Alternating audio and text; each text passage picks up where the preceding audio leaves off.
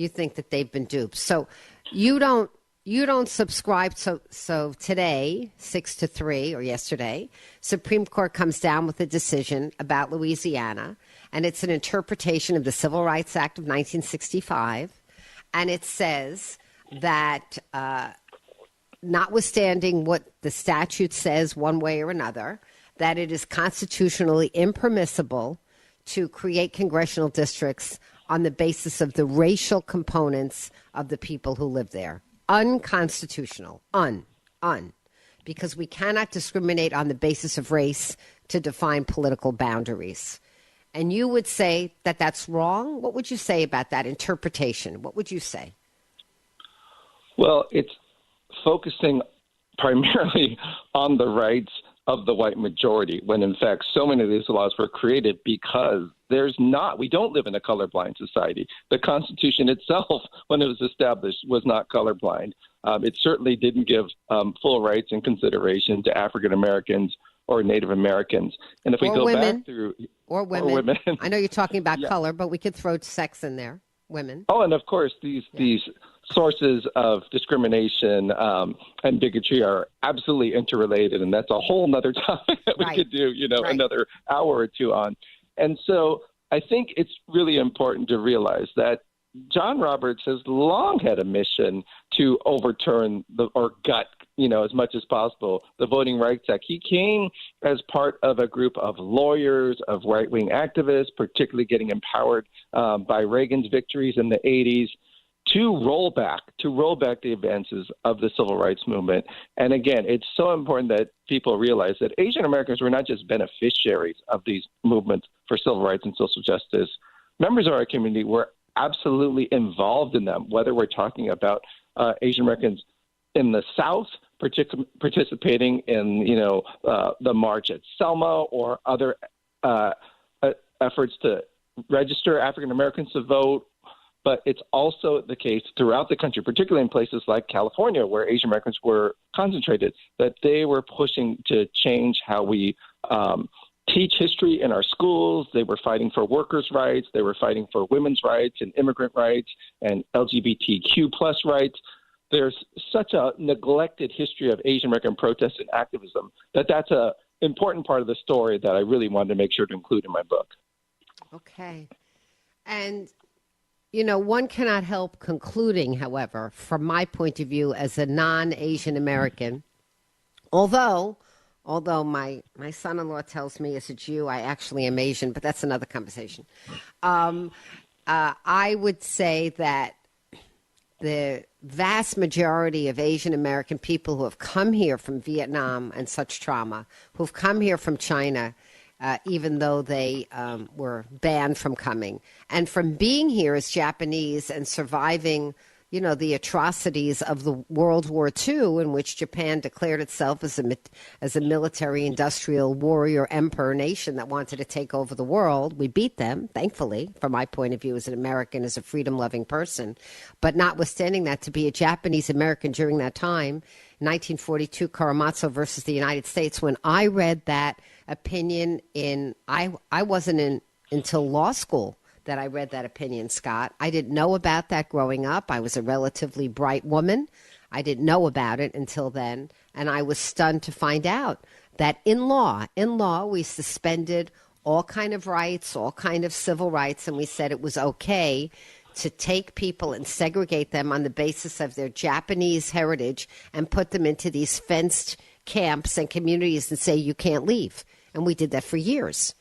I was shocked that we said that was okay. And later on, the Supreme Court said it was a mistake and this and that. But that's what we do in times of war. We panic and we don't do the right thing.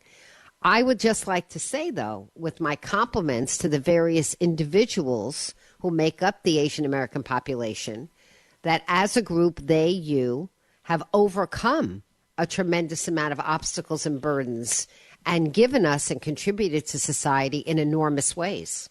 And I would just like to say that there's a thank you there that is owed by the rest of Americans to the Asian American immigrant community, because I think your contributions have been immeasurable.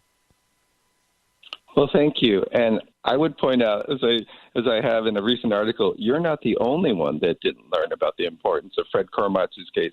his own daughter has said she didn't even know her father was at the center of one of the most important Supreme Court cases in history until she was in high school and a classmate was doing a book report on it. So even her own parents felt like this history was so painful. It was so, interconnected with trauma that they tried to shield their daughter from it. And again, my mother, she wasn't in that type of case, but she very rarely talked about being in an internment camp and in a so-called relocation camp until there was a movement for redress, for an apology, for the government to admit. Even Reagan signed the law admitting that this was an injustice. Terrible. But to go back in history, and particularly focus on your legal background, Earl Warren pointed out in 1942, right when FDR, another, important liberal figure in U.S. history, was signing Executive Order 9066. Earl Warren said, look, I need to point out,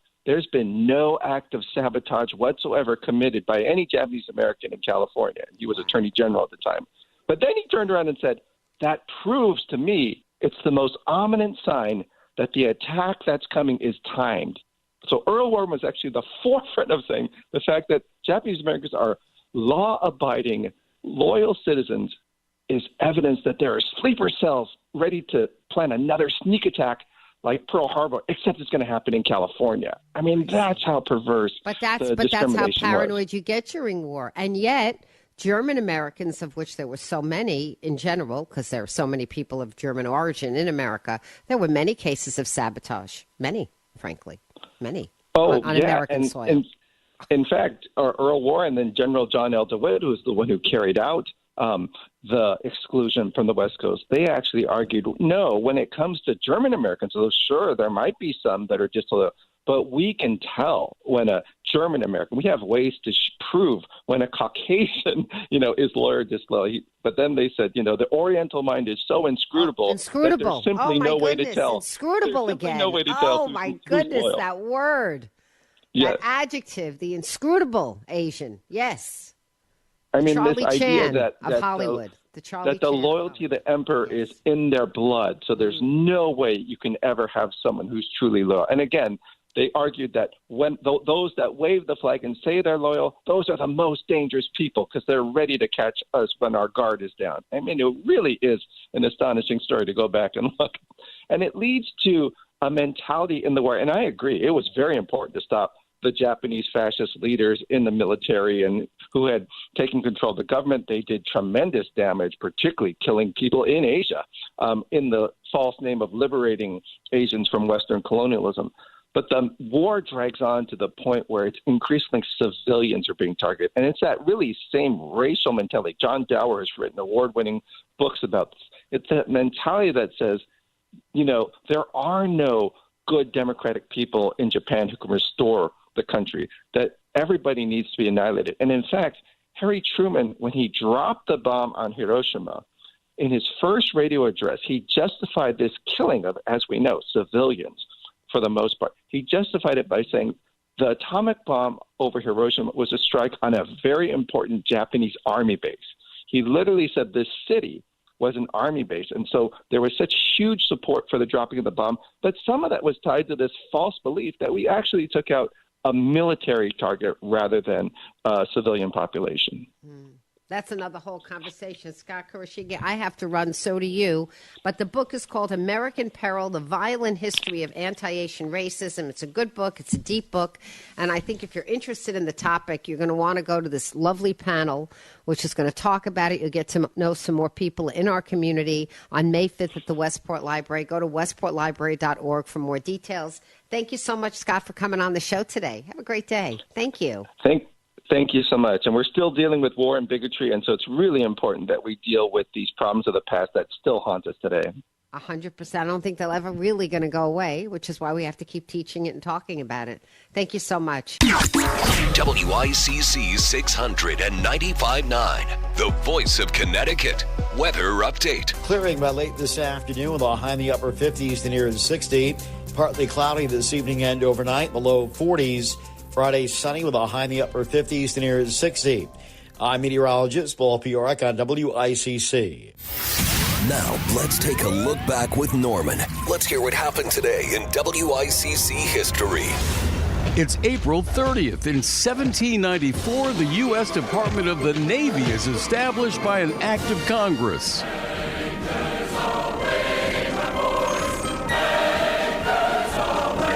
In 1993, tennis great Monica Seles was stabbed in the back with a knife during a tennis match in Germany. Suddenly, I just felt like such a hard pain, like, ooh. I wanted to touch what's here, and I just saw blood. The 5-inch blade narrowly missed Selish's spinal cord. In 1988, the top box seat ticket price at Yankee Stadium was $11. Let's go Yankees! Let's go Yankees! April 30th. That was today in WICC history. Every day just before 2 on the Voice of Connecticut, WICC 600 and 95.9. You're listening to WICC. WICC AM Bridgeport, WICC FM Southport, WEBE HD2 Westport, WPLR HD2 New Haven. Locally owned by Connoisseur Media. This is CBS News on the Hour, your home for original reporting. I'm Jennifer Kuiper. The U.S. House approves a bill to fund the Department of Homeland Security to end the record shutdown. The bipartisan package had already passed the Senate and now goes to President Trump. House Speaker Mike Johnson. This will relieve pressure from the Department of Homeland Security. Secretary Mullen, who I've spoken to in the last couple of hours, will be greatly relieved. The President will, the administration will. We were not going to have lines at TSA. Everybody will get their paychecks now. We'll get moving forward. The shutdown has lasted for 75 days as Democrats refuse to fund President Trump's immigration enforcement operations without changes.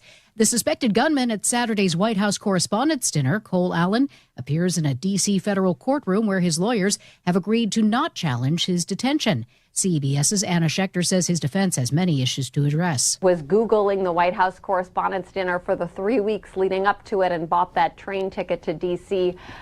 Prosecutors are going to say there's no other reason why he was there staying in that Hilton hotel except for to commit this attack. President Trump pulls his nomination for Surgeon General and names a new nominee. CBS's Linda Kenyon reports. President Trump has named Dr. Nicole Saphier for Surgeon General following the stalled nomination of Casey Means. On social media, the president called Dr. Saphier a star physician who has spent her career guiding women facing breast cancer. Saphier, who has made frequent television appearances, was also called an incredible communicator. The nomination of Casey Means was pulled due to scrutiny of the wellness influencer, whose views on vaccines and her lack of an active medical license created hurdles to Senate confirmation. Linda Kenyon, CBS News, the White House. Maine Governor Janet Mills is dropping out of the race for U.S. Senate, saying she doesn't have the financial resources to stay in it. Recent polls had Mills trailing her Democratic primary opponent, oyster fisherman Graham Plattner, by double digits. Plattner saying, "We both got into this race because we knew how critical it is to defeat Susan Collins. And her decision today reflects a commitment to that project. I look forward to working closely with her between now and November to do just that, to defeat Susan Collins and turn this seat blue again." Olympic and World Cup champion Lindsey Vonn hopes to ski again after breaking her leg at the Winter Games in February, almost losing it.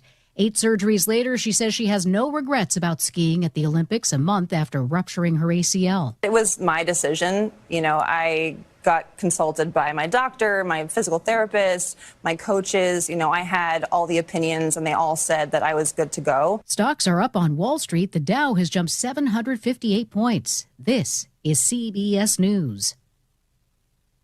Join Adriana Diaz and Kelly O'Grady for the perfect start to your weekend. Ease into your Saturday with CBS Saturday Morning on CBS and streaming on Paramount Plus. I'm Ed Evans, CEO of Consumer Cellular. No, we're not one of the big guys. Truth is, we don't want to be. If you're over 50, Big Wireless probably has you paying for more data than you might need. You could be throwing away thousands over a lifetime. Our entry-level data plans start at just $20 a month. And for a limited time, switch and get your second month free. Call 1-888-FREEDOM, visit consumercellular.com or a store near you and get your second month free today. Plans include $5 credit for auto pay and e-billing. See site for additional details. Staples presents Celebrations Made Easy. I went to Staples for a custom-printed graduation banner and invites and saw that Party City is now at Staples. Wait, what? Party City is now at Staples. So now Staples has balloons? Yep. Decorations? Yes. Streamers, cups, table covers? Yep, Staples has everything for a party. And now buy two, get one free on select foil balloons. Holy confetti! So the best party started at Staples. That was easy. In 613 select stores, exclusions apply. In-store or buy online. Pick up in-store only. WICC 695.9. Voice of Connecticut Local News Update. 2 residents from Connecticut are facing drug trafficking charges after being arrested in Massachusetts. Tina Passmore and Chris Fitton were stopped by police in Webster under suspicion they were selling drugs out of a rental car. A search of the vehicle revealed 43 grams of crack cocaine and a scale in Passmore's purse, along with heroin and hydrocodone pills. Fitton was taken into custody for 3 outstanding warrants and was found with 5 baggies of crack cocaine. They are both facing trafficking, conspiracy, and possession charges. Lawmakers are taking steps to support the state's struggling dairy industry as the state Senate unanimously approved a bill aimed at helping farmers cope with rising costs and low federally set milk prices. With the number of dairy farms in Connecticut now down to just 79, the legislation would expand financial relief by adding roughly $8 million in proposed tax credits and creating a new grant program through the Department of Agriculture. The bill calls for a working group to develop long-term solutions, including tax relief and increased processing capacity, while rolling back certain farmland property taxes. The measure now heads to the House and, if signed by the governor, would provide both immediate and future support for the industry. And a contract agreement is reached with Connecticut's state employee union. The contract with the State Employees Bargaining Coalition calls for annual 2.5% pay raises for 3 years. The move means more than 40,000 state employees will get raises after the state legislature approved the union contract. I'm Chris Williams with WICC News. WICC Smart MLS Right Now Traffic. Starting out with no major accidents across lower Fairfield County. We do have construction delays, though. Parkway northbound, the tree trimming right around exit 3 in Greenwich. Also delays with construction getting into Route 7 in Norwalk. Route 8 sees construction southbound, exits 11 to 9 in Shelton. Northbound as you get over the Commodore Hall Bridge in through Derby. Parkway and 95 doing okay in New Haven County. Tom Colangelo, WICC Traffic. Partly cloudy this evening and tonight with a low in the low 40s. Friday sunny with a high 60. Partly sunny Saturday with an isolated shower and a high in the upper 50s. I'm meteorologist Paul Piorek on WICC.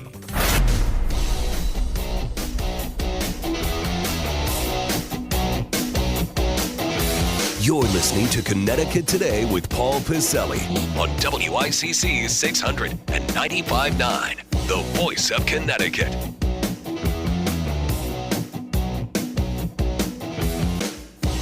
So I think we can park this one in the Curiouser and Curiouser file. And I'll just read the headline here as I read it this morning. Somebody sent this to me and said, "Did you see this in the Mirror?" Meaning the Connecticut Mirror. I said, "No, I didn't." They said, "Take a look at this." And again, I'm going to just present the article here and we can discuss it here, but I want to get the facts out there. And again, this and our question of the day that we kick off with is tied into the governor's race in Connecticut. We're getting closer and closer. The party conventions are going to be in, 2 or 3 weeks on the 16th of May. The Dems are gathering at the Bushnell in Hartford, the Republicans at Mohegan Sun out there in Mohegan Land. So it's going to get real serious now and more curiouser and curiouser in the next few weeks.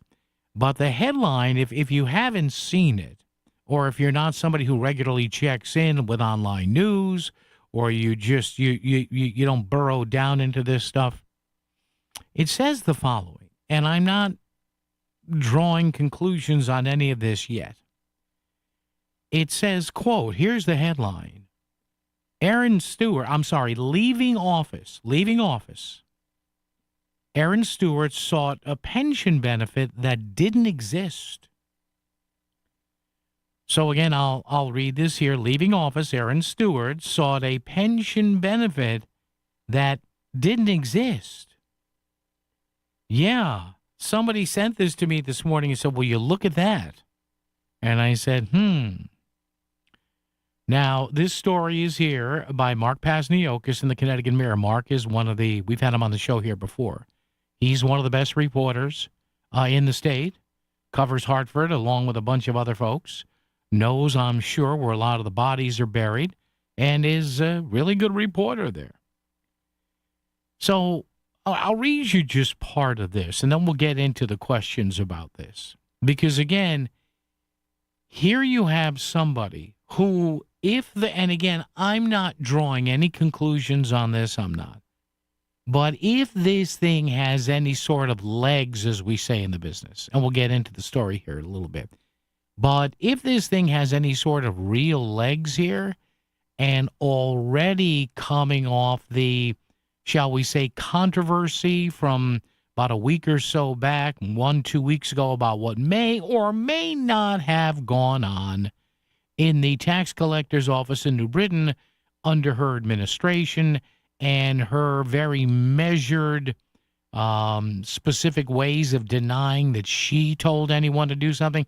You wonder here if, despite her social media presence, her, somewhat progressive ideas on things that the Republicans usually don't have ideas like that on, and other things, you wonder if this second blow here is a tough one, on top of what may be in any way, shape, or form proven from the first one. So the story goes a bit here. Aaron Stewart sought a deferred partial retirement pension, quote unquote. So and that's important because that's a good context here. The phrase deferred partial retirement pension is in quotes. As her final term as mayor of New Britain wound down last fall, and she readied a campaign for the Republican gubernatorial nomination. However, and I'm adding the however, Mark Pasniokis adds here, quote, it's a benefit that doesn't exist in the city's charter. Now, you may ask, well, what does the New Britain City Charter state say on this sort of stuff, Paul? Well, the charter states that any elected official who has served for 20 years, either continuously or cumulatively, 20 years, shall be entitled to an annual pension for life of 1/2 of the compensation attached to the office. It has no provision for a prorated pension for an official who serves less than 20 years. So it's, for you folks who get pensions, whether they're private pensions or municipal pensions, you say, hey, I just qualified. I think that's vested. I'm not sure. But, yeah. So, okay. So, she wrote, Aaron Stewart did, to her human resources director, Linda Gard, on October 31 of last year, quote, based on my 14 years of service, I calculate my eligibility for a deferred partial pension benefit of about 35% of my annual salary payable upon reaching the eligible age of 55.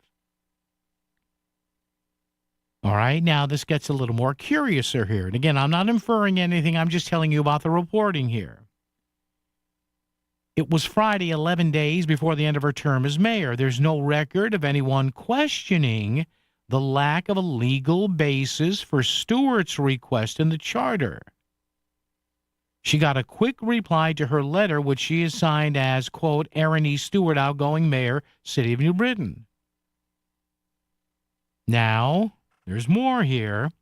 The city's benefits administrator, Wilbert Vasquez, replied 3 days later, crediting with Stewart with 14 years of service, 2 on the school board, 12 as mayor, and calculated a partial pension equal to 35% of her salary as mayor, which was $112,475 a year. Now, mind you, and this is me saying this, not Mark, the contention is you don't qualify for this, at least in the city of New Britain, unless you've worked for the municipality for 20 years.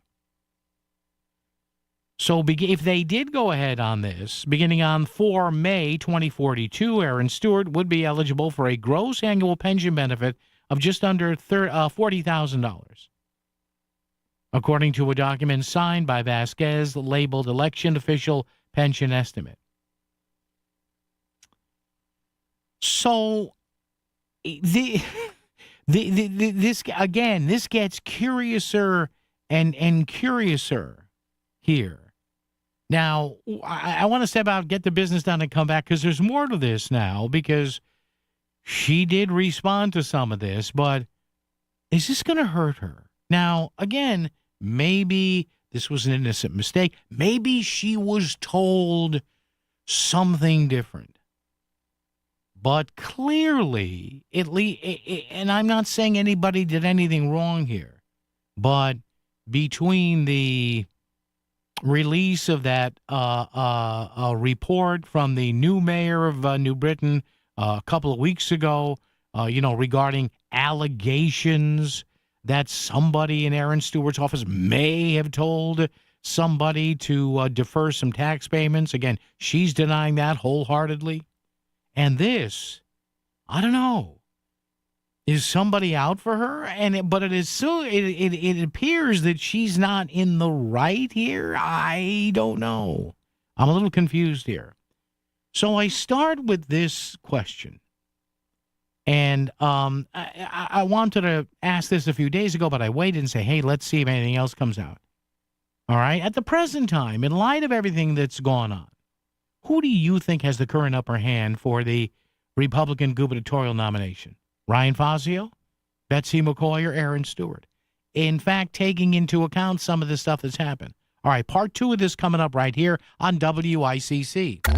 When we say you can listen to the Voice of Connecticut anywhere, we really mean it.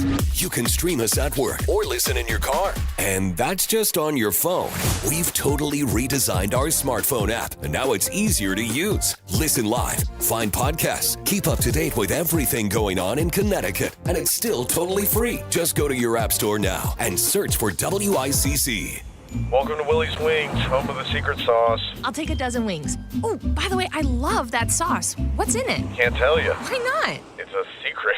While many financial advisors claim to have the secret sauce, they don't. In fact, if their sauce is so good, why are they keeping it a secret? Steve All of the All Financial Group doesn't keep anything a secret. He knows there's much more to retirement planning than stocks, bonds, and mutual funds. He'll develop a strategy designed specifically for you. It's your own secret sauce for retirement. Call Steve today at 636-230-8824 for your personal portfolio x-ray. Call 636-230-8824 or online at yourmoneymattersstl.com. Fine, you want to know what's in the sauce? Absolutely. Tablespoon of paprika.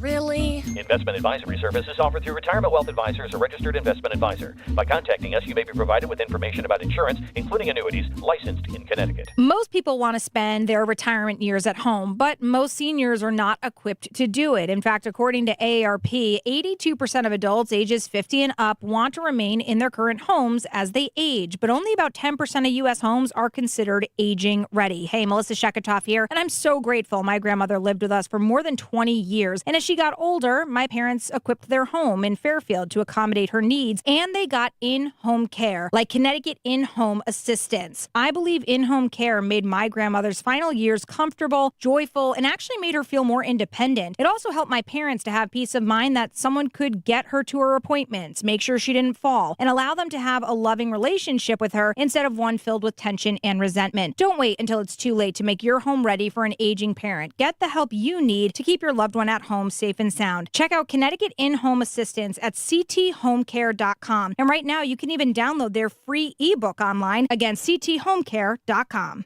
The rave reviews for Fairfield Motorworks say it all. Ron in Fairfield bought his Mercedes and says, "Love this place. I've finally found a mechanic I can trust." Diane in Shelton had her Nissan serviced and says, "This shop is the best. They go above and beyond for the mechanics you can trust. Bring your car to Fairfield Motorworks." 203-333-1800. Fairfield Motorworks in Fairfield off exit 25. They keep you going. Fairfield Motorworks. 203-333-1800.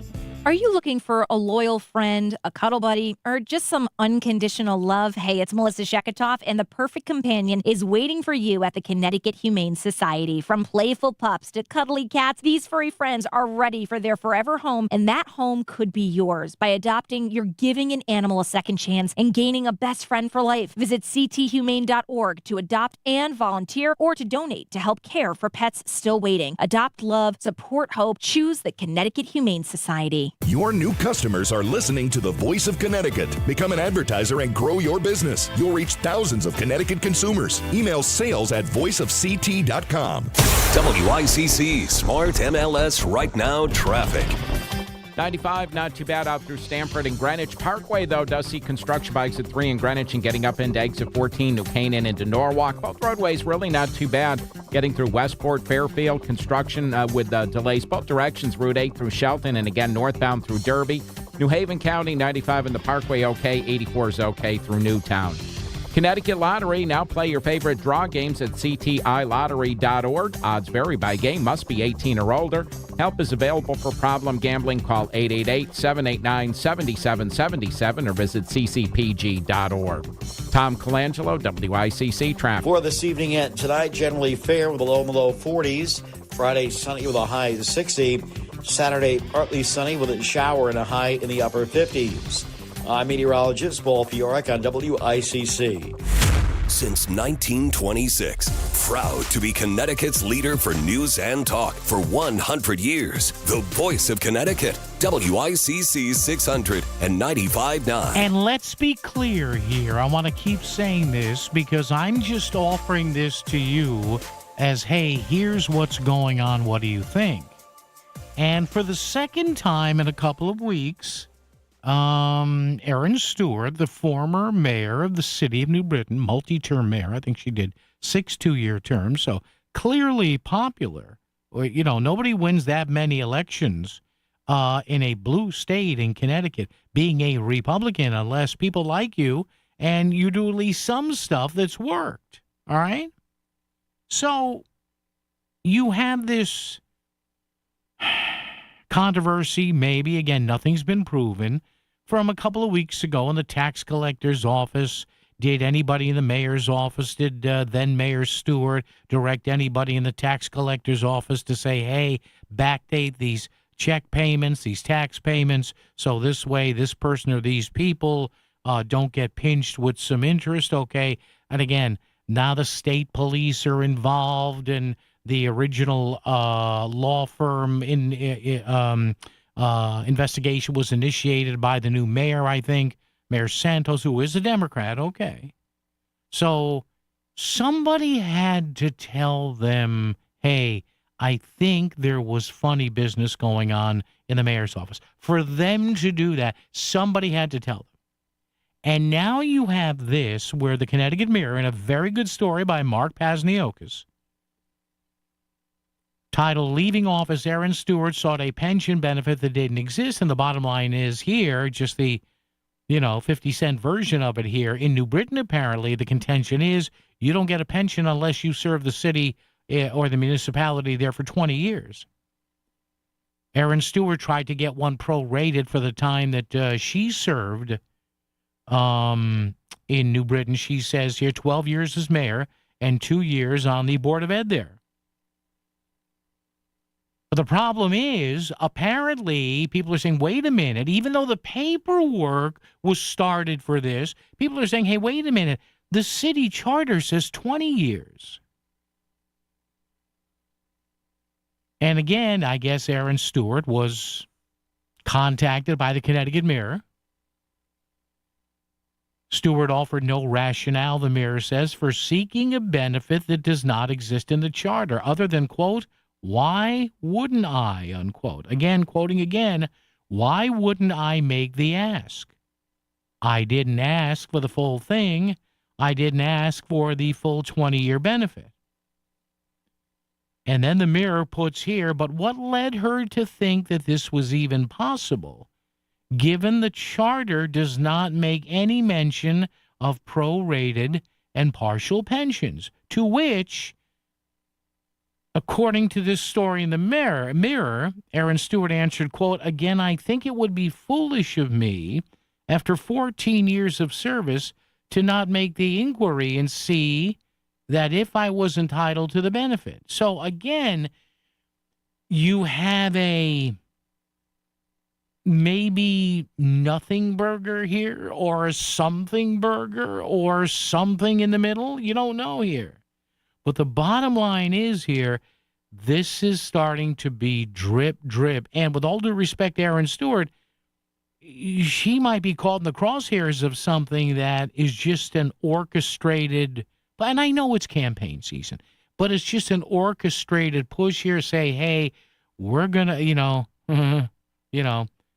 her versus Ned Lamont could be a problem. With all due respect to Betsy McCoy and to Ryan Fazio, you always see who they're really afraid of as to who they, or the other side, Democrats or Republicans, attack first. Stewart said she did not see the request for a pension benefit that was not in the charter as problematic. Again, a quote from Aaron Stewart, "No, I don't think it's bad optics at all. I think I would be foolish not to ask. I think that after so many years of service to not make the ask, I would be doing myself a disservice." All right, this is going left, right, up, and down. I can understand that, but maybe she innocently didn't know it was 20 years. But then again, if you put that out there, some people are going to say, well, wait a minute. You're the mayor of the city. You didn't know this? And again, I feel I have to say this over and over again. I'm just presenting the facts here in this case.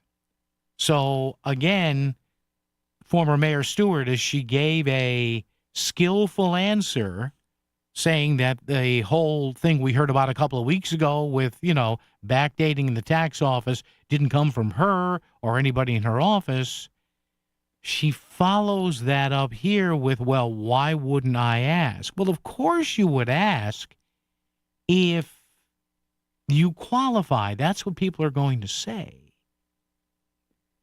So are these, in tennis parlance here, are we talking about unforced errors?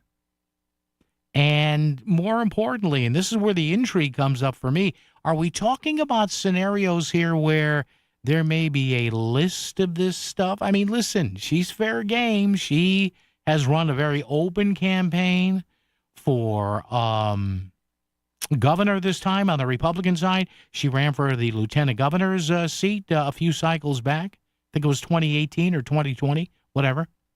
2018 or 20, no, I think it was 2018. So, yeah, you put yourself out there, you're going to get the slings and arrows here. So does this hurt her? What do you think? Now, she could be completely, and I always presume innocence here as we should in our system here of jurisprudence, or our system of just being, living, breathing human beings. But what do you think here? And folks are already starting to weigh in on this. 203-333-9422, 333-WICC. At this point, who do you think has the current upper hand for the Republican gubernatorial nomination here in Connecticut? Aaron Stewart, Betsy McCoy, or perhaps maybe Ryan Fazio? WICC Smart MLS Right Now Traffic. 95 starting to build coming out of Greenwich. Not too bad through Darien. Westport looks pretty good, starting to build a little bit up towards Fairfield, getting into Bridgeport. Parkway, quick tap coming over the state line to exit 3 in Greenwich with construction. Delays by exit 14 getting Norwalk into New Canaan with construction. Still on the heavy side through Shelton and Derby, both directions of Route 8 with midday road work. Tom Colangelo, WICC traffic. Partly cloudy this evening and tonight with a low in the low 40s. Friday sunny with a high 60. Partly sunny Saturday with an isolated shower and a high in the upper 50s. I'm meteorologist Paul Fiorak on WICC. In the real estate ecosystem, trust and transparency create harmony. But one elusive species disrupts this balance: the rogue agent. Their secrecy with off-market listings leave home buyers confused, frustrated, and inventory-starved. And that's bad news for sellers too. With Smart MLS, over 20,000 realtors unite, creating more demand, offers, and better results. Ask your agent if your home is on Smart MLS. For over a century, Abriola Parkview Funeral Home in Trumbull has been a beacon of support and compassion for families navigating the profound challenges of grief and loss. Family owned since 1906, we are dedicated to helping you honor your loved ones with dignity and respect. Trust our experienced team to guide you through this difficult time, allowing you to celebrate a life well lived.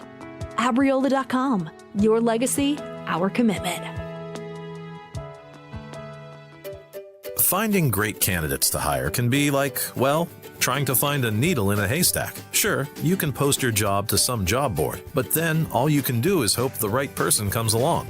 Which is why you should try ZipRecruiter for free at ZipRecruiter.com/free. ZipRecruiter doesn't depend on candidates finding you. It finds them for you. Its powerful technology identifies people with the right experience and actively invites them to apply to your job. You get qualified candidates fast. So while other companies might deliver a lot of hay, ZipRecruiter finds you what you're looking for. The needle in the haystack. See why 4 out of 5 employers who post a job on ZipRecruiter get a quality candidate within the first day. ZipRecruiter, the smartest way to hire. And right now, you can try ZipRecruiter for free. That's right, free at ZipRecruiter.com/free. That's ZipRecruiter.com/free. ZipRecruiter.com/free. ZipRecruiter. This is WICC 695.9, the voice of Connecticut. CBS News Brief. Breaking news. The House has approved a bill to fund Homeland Security and end the record shutdown, sending it on to President Trump. With gas prices at a 4-year high and showing no sign of easing up, CBS's Torian Small says the White House faces pressure. Kevin Hassett, the president's economic advisor, said that this will be just a temporary thing. They're working with oil companies to address the surge in oil prices. And Defense Secretary Hegseth clashes with Democrats in the Senate. New York's Kirsten Gillibrand. I disagree with your assessment that we are under threat. Do you not believe them when they say death to America? Listen, our adversaries use rhetoric all the time. CBS's Ramy Inocencio says Iran's supreme leader spoke out today. He doesn't want the United States in the region at all. He said that the future of the Persian Gulf will be a future without America and that foreigners just have no place in it. CBS News Brief, I'm Steve Kathan. WICC 695.9, Voice of Connecticut Local News Update.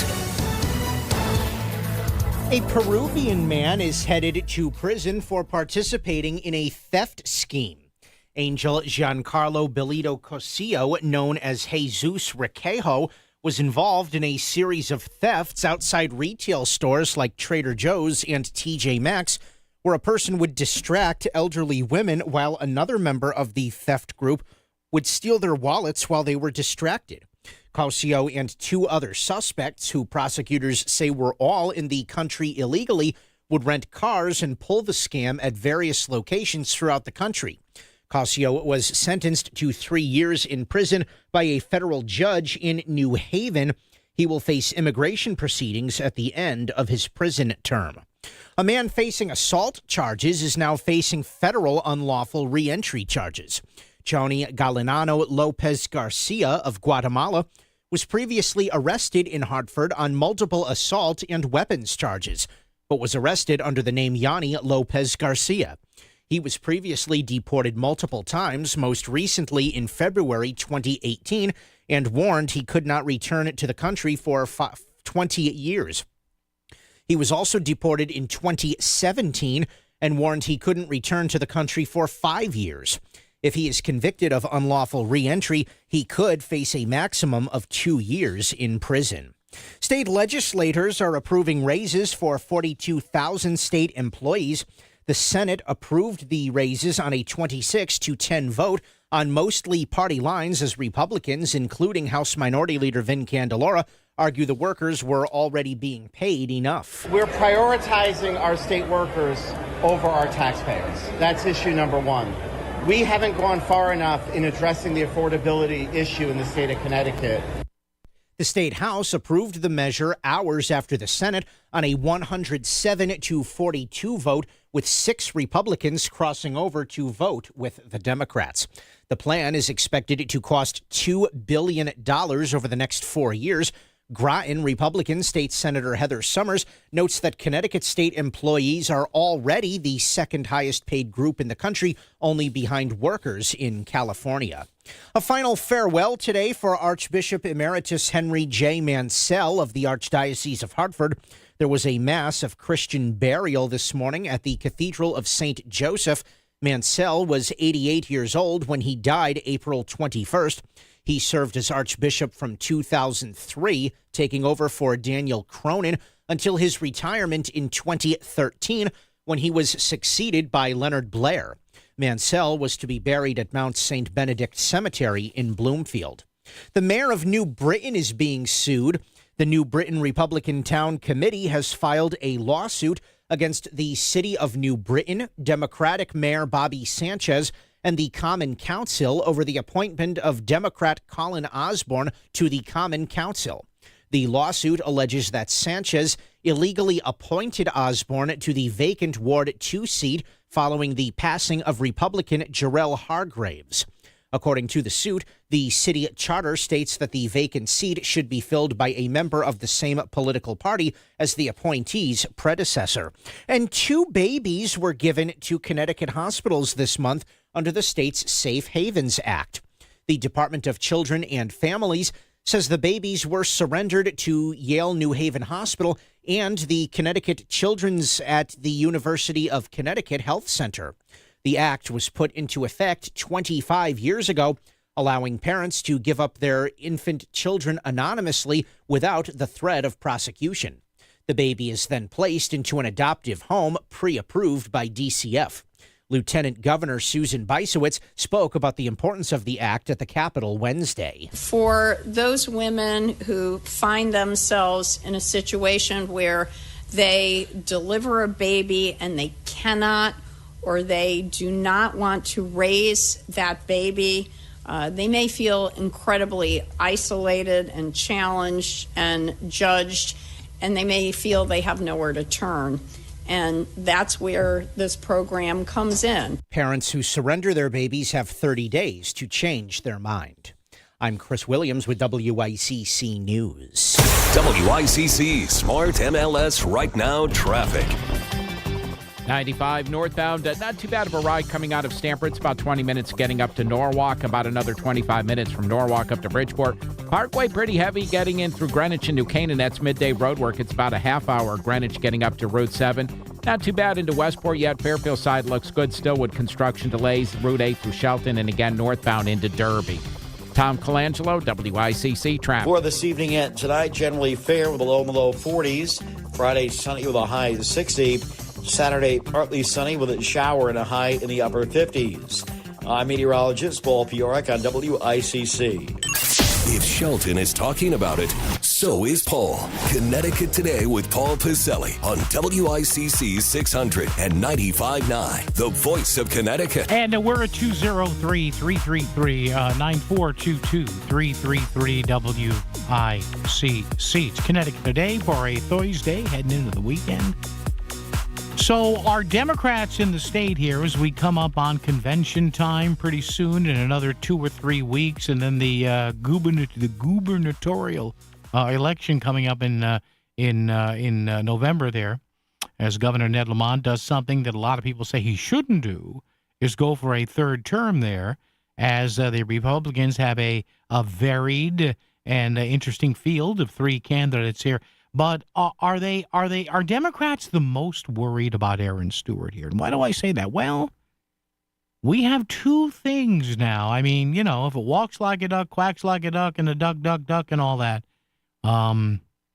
We have 2 things now in the past couple of weeks that have come out from a one coming out from an investigation done by a law firm initiated by the current mayor, a Democrat in New Britain, about these allegations that checks were asked to be backdated by Aaron Stewart's office. She's denied that. Full-hearted denial there to help people avoid interest on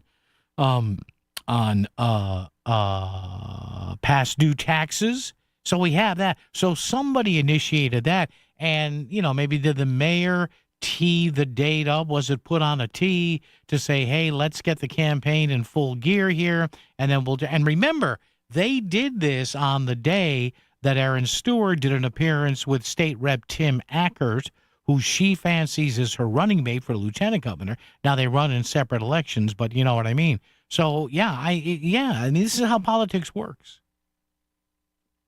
So we had that on that day, and now we have this. Somebody telling at least the Connecticut Mirror, maybe some other people saying, hey, she applied for the mayor did. The former mayor, Aaron Stewart, 6 terms, 12 years. Somebody tapped somebody on the shoulder or sent something. I don't know whether it was anonymously or not, but the Connecticut Mirror and Mark Pasniok is doing an interesting story here of the fact that apparently it says in the New Britain City Charter that you don't get a pension until you've worked at least 20 years for the city. And that's, you hear that a lot, people retiring from municipal jobs early enough to do something else in their, they retire, they start in their 20s, and then they retire in their, early to mid-40s, whatever, and then they go do something else. I had a relative who did that, worked for a municipality in New York till he was in his mid-40s, and then went back to school and became a licensed social worker or a psychologist. I forgot what he did. So, he was in his peak earning years. His pension from his previous job with either state of New York or Nassau County or Suffolk County gave him some nice spending money, and he hung out a shingle as a new professional. Cool stuff there. Very nice. Nicely done. But somebody tips somebody off to say, hey, she's applying for something that technically is not in the city charter. Now, the responses that Aaron Stewart gave, I don't want to say they're, what's the word I'm looking for? I don't want to say they're insincere, but that's almost secondary to the fact that apparently, and I guess there's a test case going on here, it says here in the Mirror, but apparently she applied for something that, as it's being presented here in the Connecticut Mirror and other outlets, doesn't exist. A partial or a prorated amount of a pension if you work less than 20 years. There's an untested precedent for a partial pension, it says here, one that Stewart herself helped establish.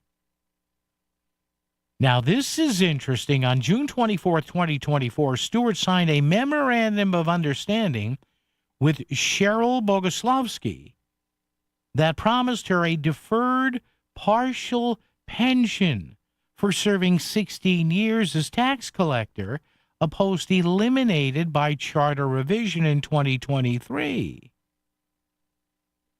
Stewart says she signed that memorandum of understanding on the advice of counsel as a hedge against Boguslavsky suing for damages after her elected position of taxpayer, was eliminated. It promised her, Boguslavsky, a pension equal to 40% of about the $80,000 she made a year as tax collector. Now, again, Boguslavsky is in the middle of this scenario where allegations of, you see where this may be, at least for the detractors of the former mayor, how all this is tied in here.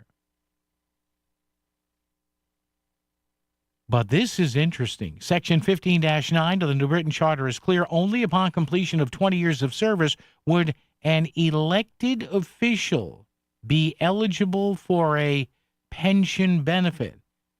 That's according to Alicia Rayner, New Britain's Director of Operations and Communications. So are the Dems the most afraid of Aaron Stewart here? I mean, you don't see anything really coming out against Betsy McCoy other than the political considerations is, don't let her do what the Republicans did with Leora Levy and Themis Claridis. And again, the only attacks I see being leveled at Ryan Fazio here are like, well, Ryan may be a nice guy, but he's another rich guy from Greenwich. In fact, I think isn't Betsy McCoy and or Aaron Stewart using Greenwich as kind of a pejorative here, maybe. But two somewhat connected scenarios here involving Aaron Stewart. And somebody is probably feeding them a roadmap to do this. Why? What did I tell you? Envision the visual on a debate stage, even with Ryan Fazio. But Aaron Stewart v. Ned Lamont, there's a difference in gender, there's a difference in age, there's a difference in party, and there's just I don't know what you would say, a freshness to that matchup. So at this point, do you think Aaron Stewart should be worried about any of this? Because, man, she's been out there lifting her statewide profile for, actually, since about 2018. 203-333-9422, 333-WICC. Who do you think has the upper hand right now? If somebody asked you, hey, and I'm not just leaving this to Republican primary voters, but in general, if you follow this stuff, and you've been following some of the allegations now aimed at Aaron Stewart, a lot of answers coming in here on our Facebook page, facebook.com/Voice of CT. Who do you think has the current upper hand for the state's Republican gubernatorial nomination? Is it maybe still Aaron Stewart? Is it Betsy McCoy? Or might it be, guy just waiting in the wings, Ryan Fazio? CityLine Florists in Trumbull is now taking orders for Mother's Day. Be sure to order early. Order Mom a gorgeous arrangement of fresh, vibrant flowers she'll be sure to love. Order a gift from the gift shop, a hanging basket, or a planter in the greenhouse. When sending florals to your mom, trust CityLine to send anywhere in the country.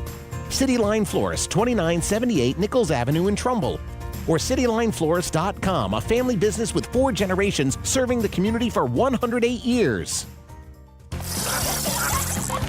The Milford Children's Trout Derby at the Milford Duck Ponds is this Saturday from 6 to 9:30 a.m. on both the upper and lower ponds. Enjoy a great day of fishing. Open to all children, 15 and under, no registration required, and free entry. Prizes for largest brook, brown, golden, and rainbow trouts. The Milford Striped Bass Club and the Devon Rotary invite you to the 58th Annual Children's Trout Derby this Saturday at the Milford Duck Ponds. Join the community. Search Children's Trout Derby Milford CT on Facebook. I'm Ed Evans, CEO of Consumer Cellular. You know, the big wireless companies say they have discounts for people over 55, but unless you're willing to sit on hold and ask, you're probably paying more than you should.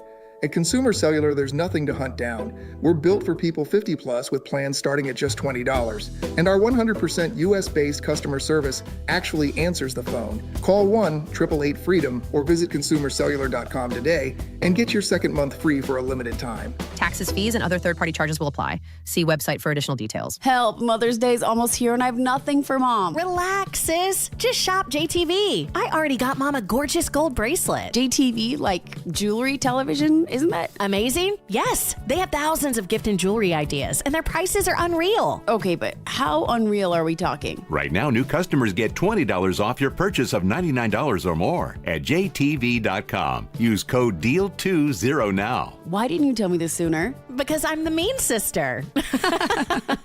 WICC Smart MLS Right Now Traffic. All Parkway northbound starting to pick up the construction, and Greenwich by exit 3 still a little bit slow through there. Getting a little bit better through New Canaan as well. Westport, Fairfield, not all that bad. 95 patchy volume. Stamford, Greenwich, heavy around Sherwood Island into Westport. Route 8 with delays southbound through Shelton with construction, and the construction still holding around the Commodore Hall Bridge. Delays mainly northbound. 95 in the Parkway, okay, New Haven County. Tom Colangelo, WICC Traffic. Partly cloudy this evening and tonight with a low in the low 40s. Friday sunny with a high 60. Partly sunny Saturday with an isolated shower and a high in the upper 50s. I'm meteorologist Paul Piorek on WICC. The conversation always starts here. Back to Connecticut Today with Paul Pacelli on WICC 695.9, the voice of Connecticut. And I see this now on the Hartford Current. You see how this is all kind of weaving in and out through the holes, through the angles here. So we have this. And again, I'm not trying to judge any sincerity of any candidate here. I just know a lot of you folks don't get into the minutia like I do here, and I just try to point you to the way to like, you may want to read this. You may want to read that or whatever. Now we have an op-ed in the Hartford Current from a veteran Republican lawmaker in the state. Republican State Senate member Heather Summers, who I used to talk to quite oftentimes at another radio station. She's from the eastern part of the state, Groton, New London area. And she opens up, man, a, full onslaught at Aaron Stewart here from a fellow Republican, but a Republican in the General Assembly. I'll just a couple of paragraphs here, but now you see how all this may be tied again. People generally know when stuff is going to happen. When, SH is about to happen, it's about to hit the fan, it's about to hit the circulator, the Vigorol hitting the circulator. You know what's going to happen. Heather Summers says, quote, Connecticut voters are being treated to a multi-course experience by the Stewart campaign. We're only partway through the meal. The first course, wow. The first course was reheated soup, a swipe at Fazio's policy work. Then they took that very same soup and added some garnish as if it was going to be fresh. Now the second course, a TV dinner. She goes on and on and on and on. She says there's nothing fresh about Aaron Stewart's campaign. Wow. And this is from a very high-ranking Republican member in the General Assembly. She said the former mayor's campaign is all packaging and no substance. Ooh. She continues, because inside the box, the reality coming out of New Britain is raising real questions and not small ones. Uh-oh. An investigation uncovered an alleged pattern in the tax collector's office payments backdated to avoid legally required interest. Penalties waived for some but not for others, and a system where fairness depended on who you were. Wow. That, Heather Summers says, is not a one-off mistake. That is a breakdown in accountability. Wow. And then she says, with almost $250,000 in cash reportedly lying on top of a safe, staff members became so uncomfortable they began refusing to enter the office for maintenance. Do you hear about this, too? This raises serious concerns and is not part of a so-called witch hunt. And again, you see what Heather Summers is referring to there, as I've been telling you about it.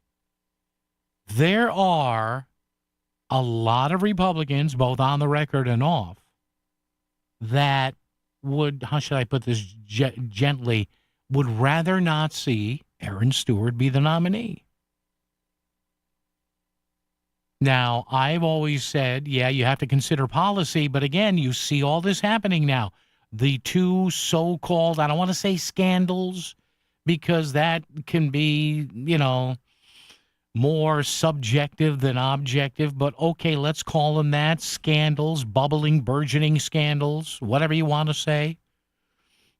We have that, and now we have a very important state legislator saying, hey, you know what, there's not a lot of substance there. Now, again, the General Assembly guys and gals in both parties, they tend to stick around with each other, That's why you see Ryan Fazio getting a lot of,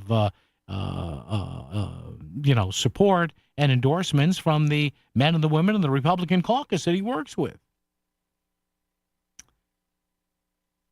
Heather Summers again here in a not-so-veiled shot at Aaron Stewart. Leadership is not what you promise when running. It's what you do when in charge, especially when problems are staring you in the face. And, man, this goes on and on and on.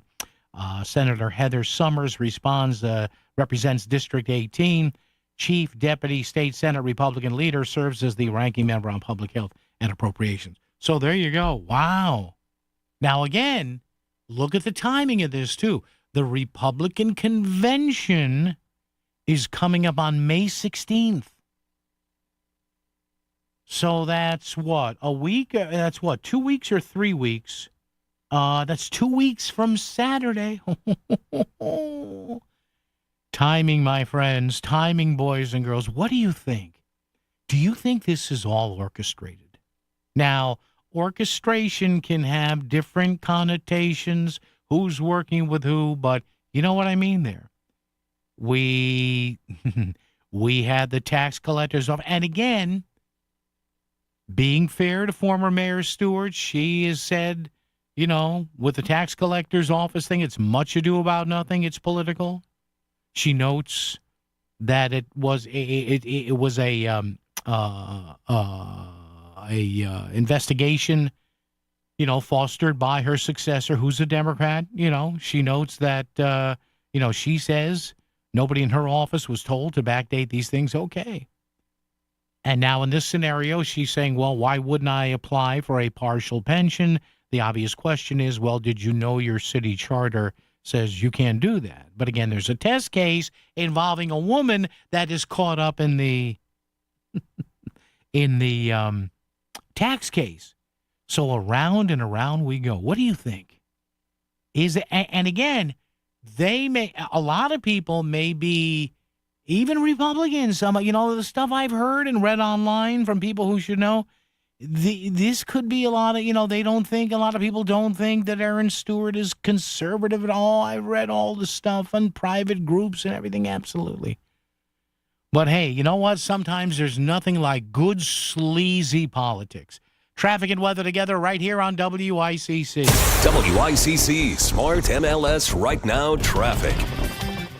Parkway northbound starting to pick up the construction in Greenwich by exit 3. Still a little bit slow through there. Getting a little bit better through New Canaan as well. Westport, Fairfield, not all that bad. 95 patchy volume. Stamford, Greenwich, heavy around Sherwood Island into Westport. Route 8 with delays southbound through Sheltonwood construction, and the construction still holding around the Commodore Hall Bridge. Delays mainly northbound. 95 in the Parkway, okay, New Haven County. Tom Colangelo, WICC Traffic. For this evening and tonight, generally fair with a low in the low 40s. Friday, sunny with a high of 60. Saturday, partly sunny with a shower and a high in the upper 50s. I'm meteorologist Paul Piorek on WICC. With other language learning apps, I was just playing games. I wasn't really learning. Babbel's different. Babbel was designed by over 200 language learning experts to be the most effective way to learn another language. Every time I open the app, I can choose to work on my writing, speaking, or listening. And it saves my mistakes for me to review, so I'm constantly improving. Before Babbel, I thought I just wasn't good with languages. But now I'm speaking French. Tout ça, c'est grâce à Babbel. Save up to 50% on your Babbel subscription when you sign up at Babbel.com. BABBEL.com. Staples presents Celebrations Made Easy. I was throwing a party for the twins and had custom invites and a banner printed at Staples. And that's when I saw Party City is now at Staples. Party City? No way! Yep. So now Staples has all your printing needs and everything you need for a party. Everything times 2. Yeah, and now at Staples, save 40% on custom cards, photo gifts, wrapping paper, banners, and more. Big news. Party City is now at Staples. That was easy. Shop Staples in-store, online, or on the app. In 613. Exclusions apply. Back to the news and talk, thanks to Smart MLS. Smart sellers ask, is my home on Smart MLS? The voice of Connecticut. WICC 695.9. It's Connecticut Today with Paul Piselli. All right, are they trying to take both sides, trying to take down Aaron Stewart? I don't know. Here's a guy who's probably seen some political sleaze in a roundabout way. Jose in Shelton. Jose, we got about a minute. What do you think what's going on here? You think we should just declare Lamont the winner now or go through the whole process of shenanigans? We got to go through the process, Jose. Come on. We got to do the process, right? Isn't it fascinating? Are they out to get Aaron Stewart? Fascinating. Well, Aaron Stewart, she hasn't done nothing in New Britain. No? She's overhyped. She don't even know. Being the mayor of New Britain, she doesn't even know that she doesn't qualify for a pension. That's outrageous right there. And You're somebody and allegedly, Jose, somebody maybe told a reporter about this, right? I mean, it sure sounds like it. No, but see, I worked for the city for 30 years. Yeah, so you should know this. I know the rules of pension. Yeah. The mayor's the head of the city. Yeah. Executive branch. Yeah. She got to know that you got to do at least 15 years. Yeah. Hey, Mister. Yeah. Can I get that carriage? Yeah. You got to. I mean, that's like ABC. If you don't know that, thank you. Hey, you must have a nice fat pension from Shelton, right? You must have one, right? Right? No, not Shelton. Oh, you got not Shelton. Another city will remain anonymous. All right. Yes, I do have a generous pension. Well, that's good, Jose. I would expect nothing else. I guess he was in a parking lot asking for a carriage. You never know. We're going to start a new game here on the big afternoon extravaganza. Where in the world is Jose from Shelton? WICC AM Bridgeport, WICC FM Southport, WEBE HD2 Westport, WPLR HD2 New Haven, locally owned by Connoisseur Media. This is CBS News on the Hour, your home for original reporting. I'm Jennifer Kuiper. Congress votes to fund Homeland Security and end the record 75-day partial government shutdown. The measure heads to President Trump for his signature. CBS's Nicole Skanga. The pressure was really mounting, especially ahead of a congressional recess, for lawmakers to get something done. It wasn't just long TSA lines at the airports, but it was the concern about really not being equipped to secure the homeland and all of the 260,000 DHS employees who would suffer as a result. California gas prices are now at $6 a gallon amid high fuel costs over the U.S.-Israeli war with Iran. CBS's Allison Keyes reports. In Detroit, people like this man who drive for a living are telling tales of woe as gas stations are raising prices nearly daily. I usually stop for gas about 3 times a day, usually about $30 each. In Philadelphia, just painful. Drivers say the prices are pinching the pocket of everyone, especially the working class. I'm working to pay the gas pretty much at this time. It's killing me. Some say they're cutting back on groceries because they must drive for work. Allison Keyes, CBS News. Defense Secretary Pete Hegseth spends a second day on Capitol Hill, this time defending the Pentagon's record $1.5 trillion budget request before the Senate Armed Services Committee. The president's budget request reflects the urgency of the moment, addressing both the deferment of long-standing problems as well as positioning our forces for the current and future fights. During his opening remarks, a protester interrupted him, shouting that he is a war criminal who should be arrested. The first commercial U.S. flight to Venezuela in years departed today from Miami, according to CBS's Cammie McCormick.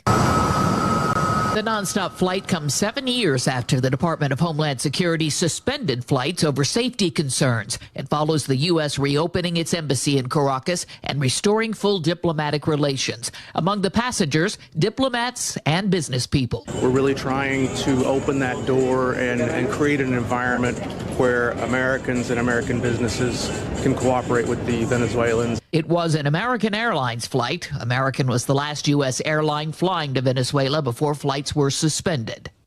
Camp Mystic drops a summer reopening plan over outrage by families and Texas lawmakers. The camp in Texas Hill Country says the camp leaders want to give families of those who died there in last year's July 4th flooding more time to grieve. The decision comes after days of pointed questioning by Texas lawmakers investigating camp officials' response to the devastating flood. Stocks are up on Wall Street. This is CBS News. Go to the ends of the earth, half a world away. Reach for the stars. If I take time to think, they might go get Brad. On CBS, Sunday morning. Carpal tunnel syndrome, heart failure that doesn't improve with common medicines.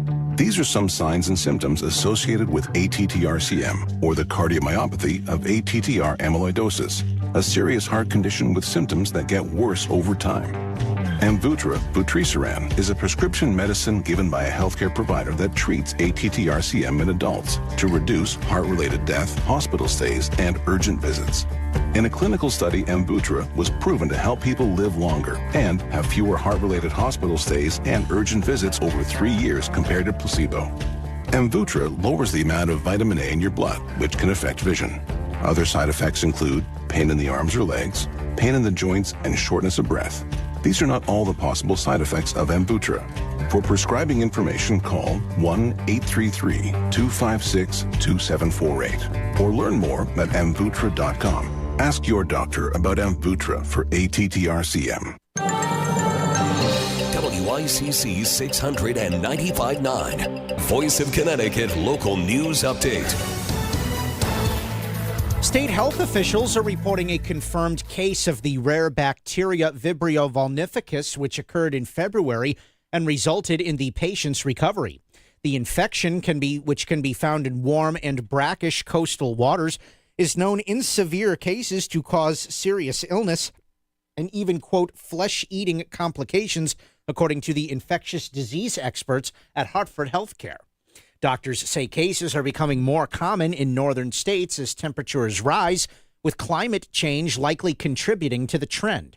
While health officials note that only a small number of cases are expected annually, they urge the public to take precautions such as avoiding swimming with open wounds and being cautious with raw seafood, especially as the summer approaches. Police are looking for a 50-year-old local man missing in the Naugatuck State Forest in Oxford. State troopers and Oxford firefighters are assisting Department of Energy and Environmental Protection Police. Justin Kruger, who is described as white, 6 feet tall, 165 pounds, with gray hair and blue eyes, was last seen leaving his home early Wednesday afternoon. His vehicle was found near the Oxford Reservoir. And a contract agreement has been reached with Connecticut's State Employees Union. The contract with the State Employees Bargaining Coalition calls for annual 2.5% pay raises for 3 years. The move means more than 40,000 state employees will get raises after the state legislature approved the union contract. I'm Chris Williams with WICC News. WICC Smart MLS Right Now Traffic. Midday road work in the process of picking up across the area. Still a little bit slow. Northbound Parkway, exit 3 in Greenwich. Delays through New Canaan to V. Starting to build a little bit into Westport. 95, it's volume out of Greenwich into Stamford, and then heavy from 17 at Westport, getting up to the Fairfield Rest. Again, that's all volume. We did have an accident, Milford Connector approaching the Parkway. Use some caution there. Still have construction delays northbound Route 8, Shelton into Derby. Tom Colangelo, WICC Traffic. Partly cloudy this evening and tonight with a low in the low 40s. Friday sunny with a high 60. Partly sunny Saturday with an isolated shower and a high in the upper 50s. I'm meteorologist Paul Fiorek on WICC.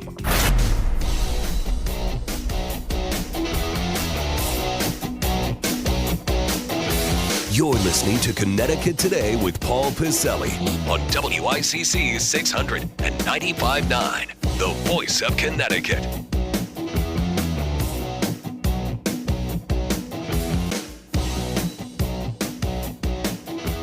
So what do you think? Is Aaron Stewart getting set up here? Now, listen, politics in and of itself is a setup game. We know all that, right?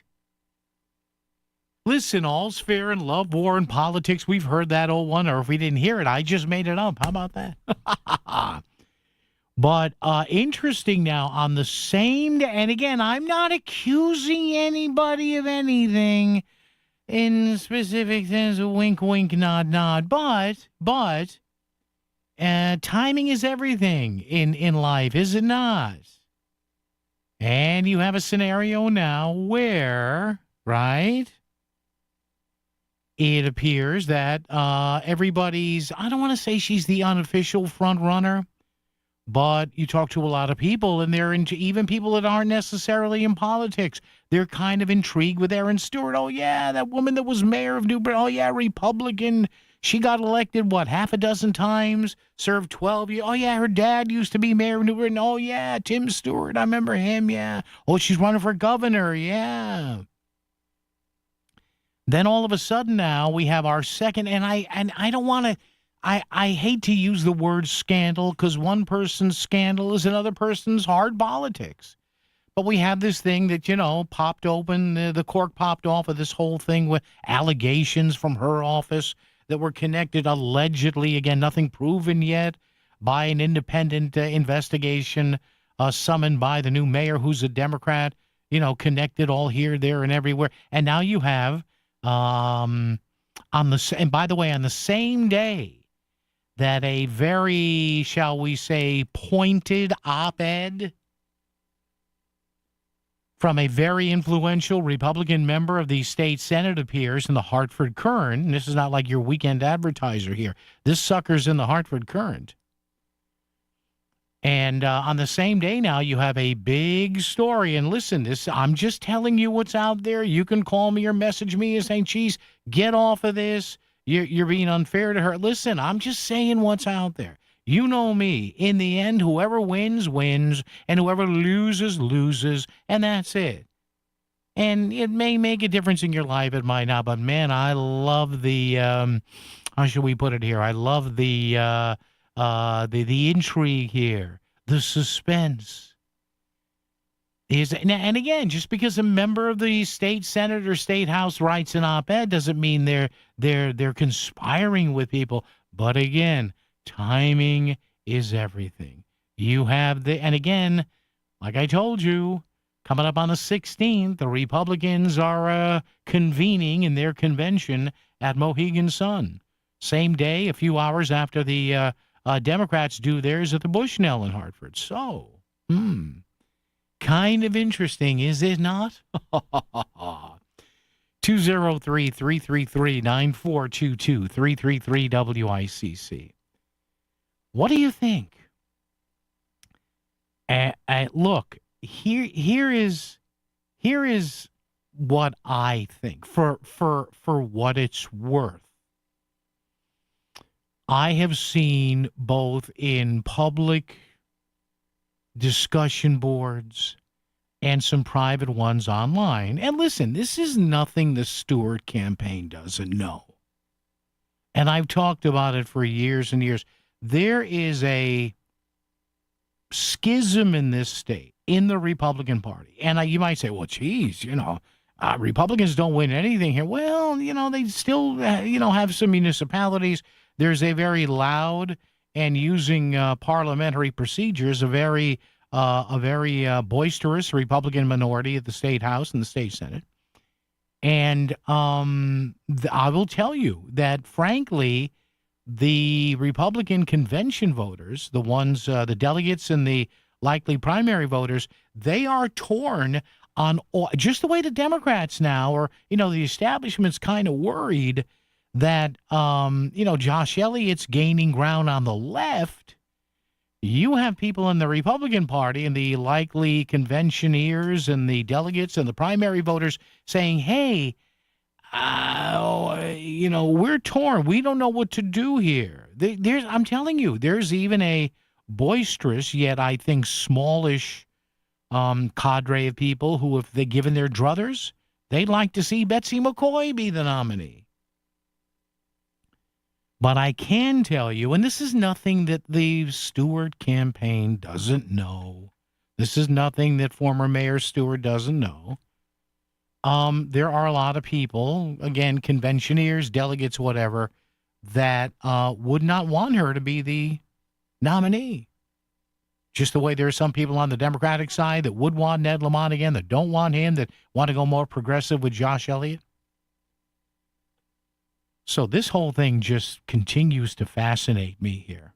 And as Jose and Shelton just told us, who has years and has a pension, said, most people know what the pension rules are, especially if you're a mayor. And especially if it's written in stone in a city or town charter. So this whole thing looks rather interesting here. Phone lines are open. We got a couple of calls waiting to hop on here. Coming up later on, John McKinney, former Republican state Senate leader, will get his opinion on this. Also, another analysis fact in this hour, coming up in a little less than half an hour, we'll be talking to a law professor from Quinnipiac on, again, his thoughts. We had Thane Rosenbaum on yesterday, but more thoughts on what was done and what wasn't done by the U.S. Supreme Court to the Voting Rights Act yesterday. One of the sections regarding whether or not you can gerrymander districts, congressional districts, with any amount of notion that race is involved here. Okie doke. We'll get to the phones momentarily. 203-333-9422, 333-WICC. You wanted a new and improved way to experience voiceofct.com, and now you have it. We've totally revamped our website, and it looks better on your smartphone than ever before. Voiceofct.com. You can still stream all of your favorite WICC local talk shows, listen to podcasts, find out about local events, sign up for our email newsletter, and it's easier to use than ever. It's the best way to stay informed in Fairfield County. Just bookmark us, voiceofct.com. Are the taxes on your financial savings cutting into your retirement? Do you truly understand the taxes on your IRAs and 401ks? Would you like a future where your taxes are minimized and investments are sound? If you're nearing or in retirement, have at least a $250,000 portfolio, Bridgelight Financial Advisors can help. Call for a complimentary consultation. They'll show you real tax savings on your savings. 203-795-7080. 203-795-7080. Bridgelight Financial Advisors, your retirement tax strategy specialists. Pain, injury, illness. When your body won't, will you? Will you do whatever it takes to get back to your life? You will, because we will. Outpatient rehabilitation from Gaylord Specialty Healthcare. From physical therapy and sports medicine to neurological rehab and interventional pain services. Choose the only rehab with the will of Gaylord Specialty Healthcare. Think possible. Visit Gaylord.org. For this fundraiser, you go home with cash. The Sell Your Gold fundraiser at St. Joseph Church in Shelton is this weekend. Bring gold, silver, or platinum to Parish Hall at St. Joseph Church in Shelton. Bob the Gold Man will buy it and hand you a check. Collect old chains, earrings, old boyfriend jewelry, watches, even tea sets. Bring it to the Sell Your Gold fundraiser Friday and Saturday from 10 to 4 and Sunday from 8 till 4. St. Joseph Church, 50 Fairmont Place, Shelton. You get a check and 60% of profits go to St. Joseph Church in your name. In the real estate ecosystem, trust and transparency create harmony. But one elusive species disrupts this balance: the rogue agent. Their secrecy with off-market listings leave home buyers confused, frustrated, and inventory-starved. And that's bad news for sellers too. With Smart MLS, over 20,000 realtors unite, creating more demand, offers, and better results. Ask your agent if your home is on Smart MLS. The Connecticut Lottery reminds you that gambling can be a fun form of entertainment, but it's not risk-free, so it's important to play responsibly. Make sure you understand how the games work. Know the odds, set time limits, and take breaks. To find out more, visit ctlottery.org or responsibleplayct.org. Must be 18 or older to purchase lottery and 21 or older to place sports wagers. Help is available for problem gambling. Call 888-789-7777 or visit ccpg.org. Head to voiceofct.com and sign up your office for free breakfast delivered from Cakes by Sonia. It's the WICC City Line Florist Breakfast Brigade. WICC Smart MLS Right Now traffic. 95, about 20 minutes to go. Stamford up to Norwalk. Building heavier into Westport. 17 getting up to Sherwood Island and up through Southport. Parkway, earlier construction clear. Greenwich, New Canaan, heavier into Westport. Fairfield side's not too bad. Still doing okay. Route 8 through the valley. The midday road work wrapped up. 95 in the Parkway, not bad. New Haven County. And an accident cleared from the Milford Connector. Traffic brought to you by Columbia Dental, Norwalk, and New Haven, offering complete dental care from A to Z. Call 203-299-0111 or visit columbiadental.com today. Tom Colangelo, WICC Traffic. For this evening and tonight, generally fair with a low in the low 40s. Friday, sunny with a high of 60. Saturday, partly sunny with a shower and a high in the upper 50s. I'm meteorologist Paul Piorek on WICC. Seymour's live and local news source for 100 years. The voice of Connecticut, WICC 600 and 95.9. And to the phones we go right here at 203-333-9422, 333-WICC. You could send us a text message that way as well if you'd like. Andy in Essex is here. Andy, good afternoon. How are you? Hey, Paul, good. Hey. I got an honest question for you, the guru of politics. Yeah. I honestly haven't followed politics that much up until starting with maybe Obama era. Okay. Yeah. Was it always like an attack and a character assassination, or did candidates actually say, vote for me because I want to do this, that, and the other? You know, Andy, there's always been an element of what they call brass knuckle or bare knuckle brawling in politics. But no, I mean, I've been watching this stuff on a local level and state level since the mid-'80s, and it's gotten very crass on both sides. And part of that comes from social media. I mean, before, all the way up to the late 80s, early 90s, and that's when messaging began and the use of PCs and everything. And then eventually you had the first smartphones years later.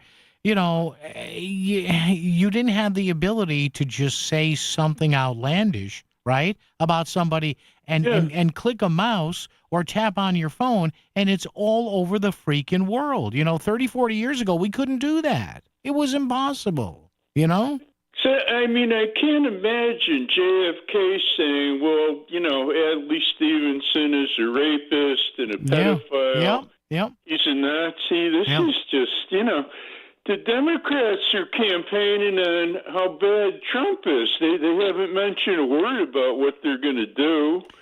And Aaron Stewart's following suit. She's starting with, well, the clowns in Hartford did this, that, and the other. What are you going to do for me rather than convince me how bad the incumbent is? It's just... And my thought, and Andy, thank you for the call, my friend. I appreciate it. Always good to hear from you.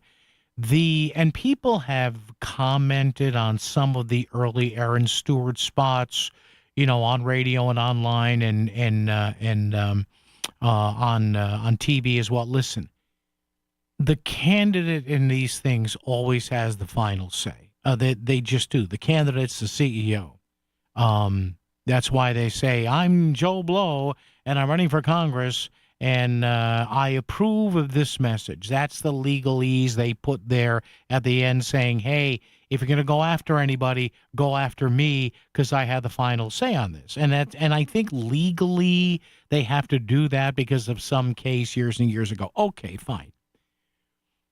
But whether or not somebody is overtly aggressive or overtly genteel or overtly what's the word I'm looking for? Overtly policy wonkish in something, taxes or energy, whatever. That's usually done through what a campaign consultant has told you to do. And I don't know what the what the logistics are with Betsy McCoy's campaign, with Josh Elliott's campaign, with Ryan Fazio's campaign, with Aaron Stewart's campaign. I don't know if they're doing this themselves. Now, you can hire campaign consultants and people to run your campaign. They don't come cheap, right? But they themselves decide or tell you, well, if you want to win, you have to do this. And to Andy's point about stuff that Aaron Stewart has said, you know, being very hard-edged about fellow Republicans and about Ned Lamont, you know, the clowns in Hartford, even some of her TV spots. All that stuff is focus group. They get people, they, you know, rank this on a scale of 1 to 5, or when you hear this, do you think this is so harsh, or would you go harsher? No, none of this is done haphazard. This is far from the days of printing up leaflets if you wanted to run for town council or board of alders and sticking them in everybody's mailbox and say, vote for me because I'll do A, B, C, and D. So, yeah, the campaign tones are interesting, which is one reason I keep saying it's going to be interesting to see how, no matter who the GOP nominee is, whether it's Aaron Stewart or whether it's Ryan Fazio or even Betsy McCoy, by some miracle, it's going to be interesting to see how overtly aggressive Ned Lamont is, because he's just not that kind of guy. He's not a bomb thrower. You can tell. That's why a lot of people like him. That's why he's got like 10 or 12% Republican support here in the state. He's incredibly wealthy. He's a shrewd businessman, but he comes over as this aw shucks kind of guy, which means that in contrast to what I think the Republicans are going to do, the Democrats will have, you know, they will have their attack dogs. I'm sure we'll hear a lot from Bob Duff, from Martin Looney, from Matt Ritter, from Jason Rojas. We will hear, you know, maybe the attacks about, I mean, maybe Ned Lamont will try and sharpen up the rhetoric a bit. I'm sure. I mean, listen, you already read in all the political stuff here done by our buddy Tom Dudchick and Mike Cerulli and the stuff on the Capitol Report. I think the governor went with a much younger campaign team this time around. You know, do you think the governor's going to end up doing TikTok videos and YouTube? I don't know. Who knows? And we have no idea with that stuff. You know, but to Andy's original point, yeah, I mean, it was, look, you read, or as I have, you know, I love reading presidential histories and histories of campaigns, but, you know, there was a lot of bare knuckle stuff back then. But again, a lot of it was, you know, literally cigars, smoke-filled rooms, backdoor dealing, threats made, a great political tool. Just threaten somebody with something. Not necessarily physical violence, but say, hey, that's a nice request you sent us for a new high school there. Oh, $80 million, $100 million. Pity if that wasn't approved, would it be? So we'll have our pal Chris Williams read some of these answers later on. Some interesting, from what I'm seeing here, we have some interesting points of view on this. Who do you think has the current upper hand for the state GOP gubernatorial nomination? Ryan Fazio, who's actually, Ryan is kind of in this race so far, he's kept kind of the lowest profile here. Aaron Stewart, who has been very visible, saying she offers something new. Or is it Betsy McCoy, who said, hey, yes, if you take your time and do it right, we could get rid of the state income tax. Who do you think? 203-333-9422, 333-WICC. WICC Smart MLS Right Now Traffic. Accident reported south on the 95 right near Sherwood Island between exits 18 and 17. Right lane taken out. Northbound's very heavy in through Westport, too. Parkway delays building out of New Canaan, a heavy wave. Norwalk into Westport. Fairfield side, a few slow pockets. Route 8 still not too bad up into the valley. 95, the Parkway okay. New Haven County building 84 East in Newtown. Tom Colangelo, WICC traffic. Partly cloudy this evening and tonight with a low in the low 40s. Friday sunny with a high 60. Partly sunny Saturday with an isolated shower and a high in the upper 50s. I'm meteorologist Paul Piorek on WICC. Town Fair Tires, New England's largest volume discount tire dealer with over 125 locations. So we sell name brand tires for the guaranteed lowest price, like Michelin tires, with all-season capabilities and maximum performance. Plus, Town Fair will give you more free services for life on your Michelin tires, for longer tread life and reliable traction in both wet and dry conditions. For the guaranteed lowest price on Michelin tires, nobody beats Town Fair Tire. Nobody! Name brands at discount prices. Town Fair Tire. Some people reach a line and stop. Some hit a wall and turn around. Then there are the ones who cross the line, climb the wall, face obstacles, and turn them to their advantage. That's where we come in. We're the next rodeo. We design bold marketing that drives real growth. A creative partner for businesses ready to push forward beyond what's expected.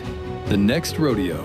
Learn more at thenextrodeo.com. Wesley Financial Group is not a law firm. Ask yourself this question. Is it really worth holding on to that timeshare that you know you need to get rid of? Here's the truth. The average maintenance fee just went up over 17%. That could have been 117%, and there's nothing you can do about it. When you buy a timeshare, you give them a blank check for annual maintenance and assessment fees. I'm Chuck McDowell, founder of Wesley Financial Group. For 15 years, I've helped over 50,000 families cancel their timeshare. Not sell it, not transfer it, cancel it. Did you buy a timeshare because they told you it was a great investment and your maintenance fees would never go up? That's a lie. Are you ready to get rid of your timeshare once and for all? Simply call us and I'll send you our timeshare exit kit that explains all your options for cancellation. Call Wesley now for your timeshare exit kit. 800-979-3535. That's 800-979-3535. 800-979-3535. For the best FCAC high school baseball and lacrosse coverage, listen to Bats and Sticks with Dave Rudin.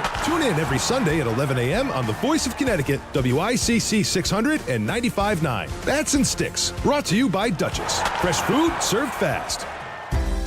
Discover the finest flooring in Southern Connecticut at Courtesy Carpet. With over 50 years experience, from intricate area rugs and durable vinyl to elegant stair runners, they have it all. Shop anywhere, but see them before you buy. Visit L&J and their team on Route 111 in Monroe or at courtesycarpet.com. Financing is available, so you can get the floors you love today. Trust the experts in quality flooring, because at Courtesy Carpet, your satisfaction is their courtesy. Are you looking for a loyal friend, a cuddle buddy, or just some unconditional love? Hey, it's Melissa Sheketoff, and the perfect companion is waiting for you at the Connecticut Humane Society. From playful pups to cuddly cats, these furry friends are ready for their forever home, and that home could be yours. By adopting, you're giving an animal a second chance and gaining a best friend for life. Visit cthumane.org to adopt and volunteer, or to donate to help care for pets still waiting. Adopt love, support hope, choose the Connecticut Humane Society. This is WICC 695.9, the voice of Connecticut. CBS News Brief. The House passes and sends to the president a bill to end the partial government shutdown by funding the Department of Homeland Security. House Speaker Mike Johnson. We will finish the work and finally get, for 3 years, with no crazy Democrat reforms, we will fund Border Patrol and Immigration Enforcement as soon as we return for the work session when that bill is finalized. The man accused of trying to assassinate President Trump at last weekend's Correspondents' Dinner agrees to be detained. CBS's Anna Schechter. He's being held at maximum security 24 hours a day, monitoring, probably so that he doesn't harm himself. Citing a lack of campaign funds, Maine Governor Janet Mills drops her Democratic primary U.S. Senate bid against her challenger, Graham Plattner, who says, "We will defeat Susan Collins. We will go to Washington and we will start tearing down the system that for too long has forgotten and written off the people who make Maine and this country what it is." CBS News Brief, I'm Jennifer Kuiper. WICC 695.9, Voice of Connecticut Local News Update. A man facing assault charges is now facing federal unlawful re-entry charges. Joni Galanano Lopez Garcia of Guatemala was previously arrested in Hartford on multiple assault and weapons charges, but was arrested under the name Yanni Lopez Garcia. He was previously deported multiple times, most recently in February 2018, and warned he could not return to the country for 20 years. He was also deported in 2017 and warned he couldn't return to the country for 5 years. If he is convicted of unlawful reentry, he could face a maximum of 2 years in prison. A Peruvian man is heading to prison for participating in a theft scheme. Angel Giancarlo Belito Cosillo, known as Jesus Requejo, was involved in a series of thefts outside retail stores like Trader Joe's and TJ Maxx, where a person would distract elderly women while another member of the theft group would steal their wallets while they were distracted. Cosillo and 2 other suspects, who prosecutors say were all in the country illegally, would rent cars and pull the scam at various locations throughout the country. Cosillo was sentenced to 3 years in prison by a federal judge in New Haven. He will face immigration proceedings at the end of his prison term. A hiring and spending freeze is underway in Milford.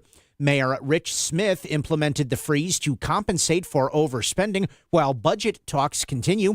The city will stop hiring and non-essential operational spending until the end of the fiscal year on June 30th. The mayor of New Britain is being sued. The New Britain Republican Town Committee has filed a lawsuit against the city of New Britain, Democratic Mayor Bobby Sanchez, and the Common Council over the appointment of Democrat Colin Osborne to the Common Council. The lawsuit alleges that Sanchez illegally appointed Osborne to the vacant Ward 2 seat following the passing of Republican Jarrell Hargraves. According to the suit, the city charter states that the vacant seat should be filled by a member of the same political party as the appointee's predecessor. 2 babies were given to Connecticut hospitals this month under the state's Safe Havens Act. The Department of Children and Families say the babies were surrendered to Yale New Haven Hospital and the Connecticut Children's at the University of Connecticut Health Center. The act was put into effect 25 years ago, allowing parents to give up their infant children anonymously without the threat of prosecution. The baby is then placed into an adoptive home pre-approved by DCF.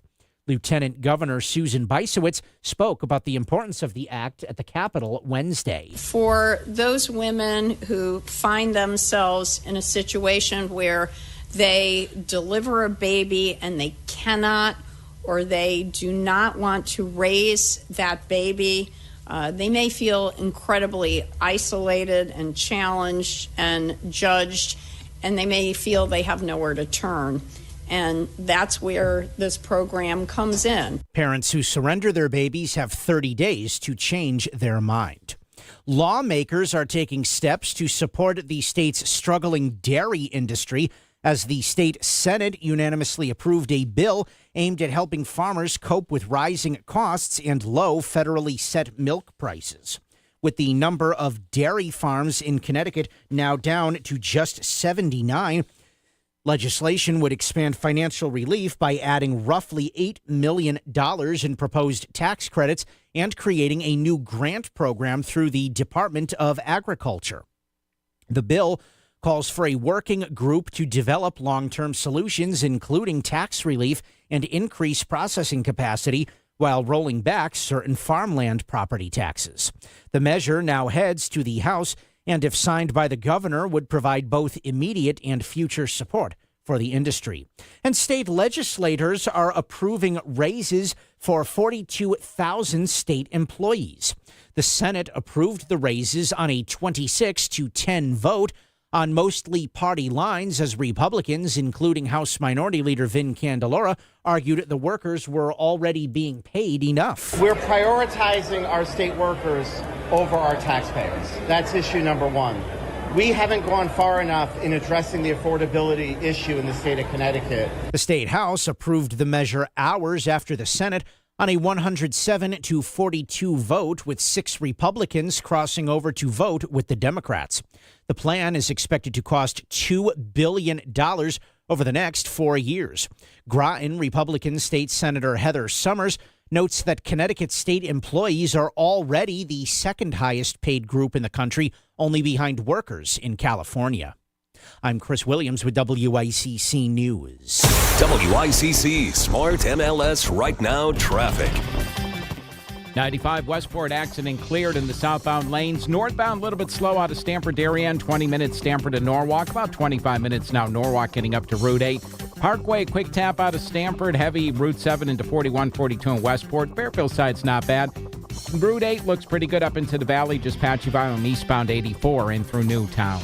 Tom Colangelo, WICC traffic. For this evening and tonight, generally fair with a low in the low 40s. Friday, sunny with a high of 60. Saturday, partly sunny with a shower and a high in the upper 50s. I'm meteorologist Paul Piorek on WICC. If Stamford is talking about it, so is Paul. Connecticut Today with Paul Piselli on WICC 600 and 95.9, the voice of Connecticut. A lot of civil rights groups here all around the country and in Connecticut, Fairfield County, New Haven County, all across our great state. Civil rights groups, voting rights groups say they are appalled at action taken earlier this week, yesterday, by the U.S. Supreme Court. Others on the other side of the aisle saying, hey, it's long overdue. This was ruled on. The role of race in drawing up congressional districts. We had our buddy Thane Rosenbaum on from CBS yesterday. Let's get another legal opinion on this. Joining us right now is Quinnipiac University Assistant Professor of Law John Martin to give us his outlook on this and what exactly the court did yesterday. Hey, John, it's Paul here at WICC. Good afternoon. How are you? Good afternoon. Can you hear me? How are you doing? I sure can. You sound loud and good, 5x5. Thanks, John. So again, explain what happened here yesterday, what the justices said. It's a part of the Voting Rights Act, which is one of the greatest pieces of legislation, John, I think people would agree, ever passed in this nation. But they handed down, at least the conservative majority did, their opinion on what, a couple of parts here? Fill us in. Yeah, certainly. So you're right.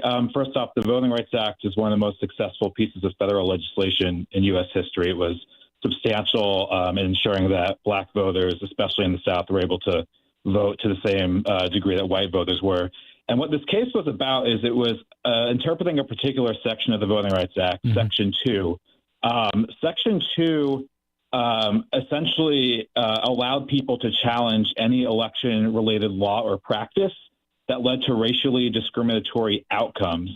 Commonly, voters would invoke this section whenever a state, say, redrew its district maps in a way that diluted minority voting power, such as reducing the number of districts in which minorities constitute a majority of residents. And what the court has said is, now if you're going to bring a successful Section 2 claim under the Voting Rights Act, a plaintiff must prove that lawmakers intentionally discriminated against a racial group in order to invalidate a map. And that's a significantly higher burden for the plaintiffs and will make it harder to challenge maps that dilute minority voting power in the future.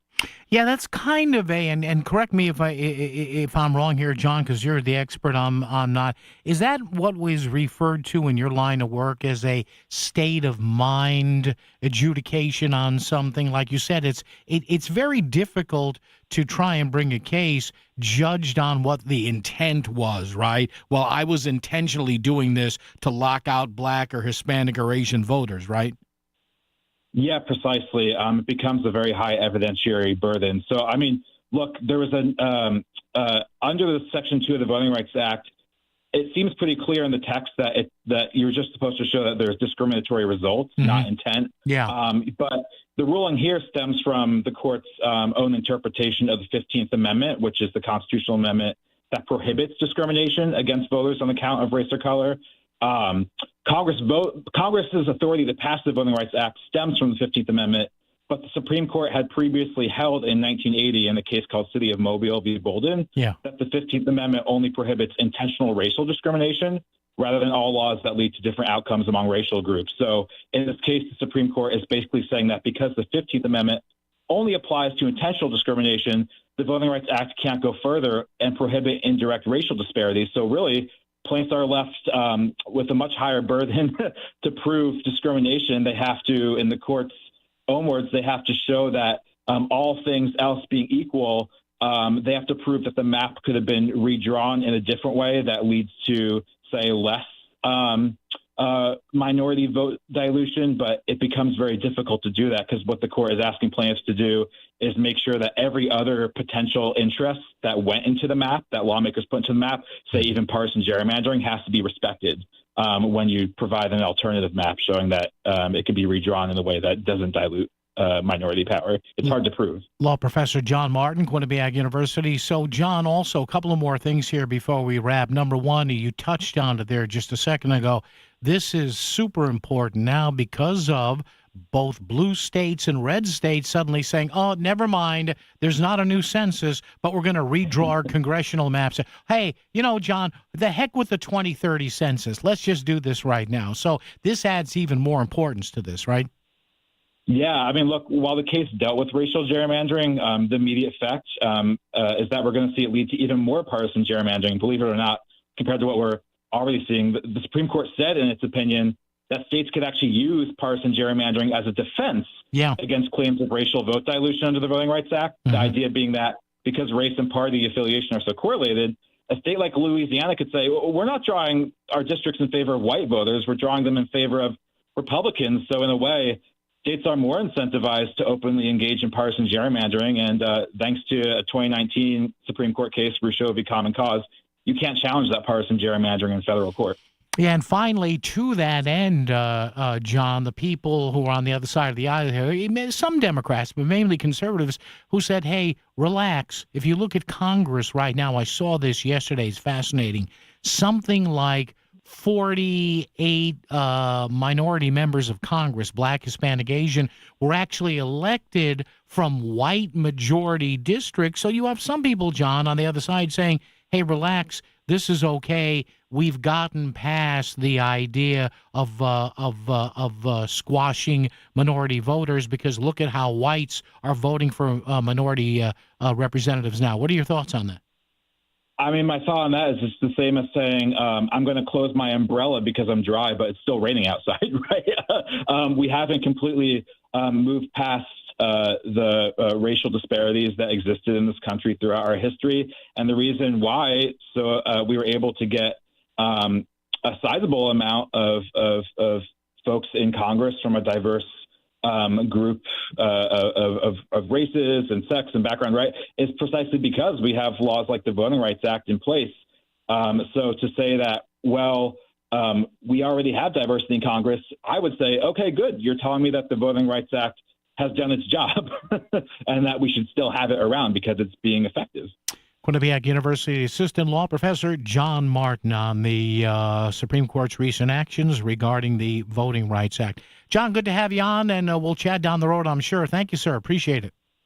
Absolutely. Thank you very much. All right. Thanks, John. There you go. Another opinion on what the Supreme Court did, how they said it on the Voting Rights Act. We'll do more. We'll check traffic and weather together, and back to your phone calls and your thoughts. Coming up right here, WICC. Need roofing, vinyl siding, gutters, or chimney repairs?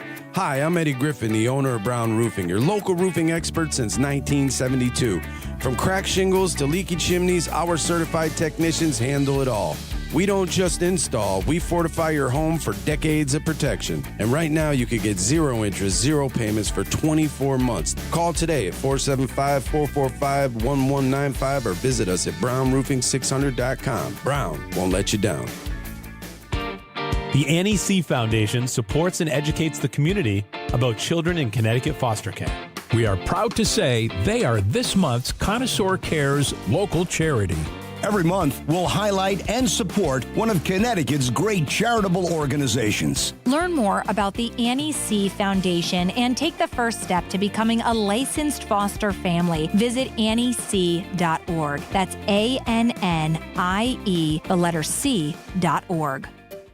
Finding great candidates to hire can be like, well, trying to find a needle in a haystack. Sure, you can post your job to some job board, but then all you can do is hope the right person comes along.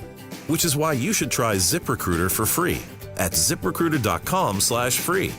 ZipRecruiter doesn't depend on candidates finding you. It finds them for you.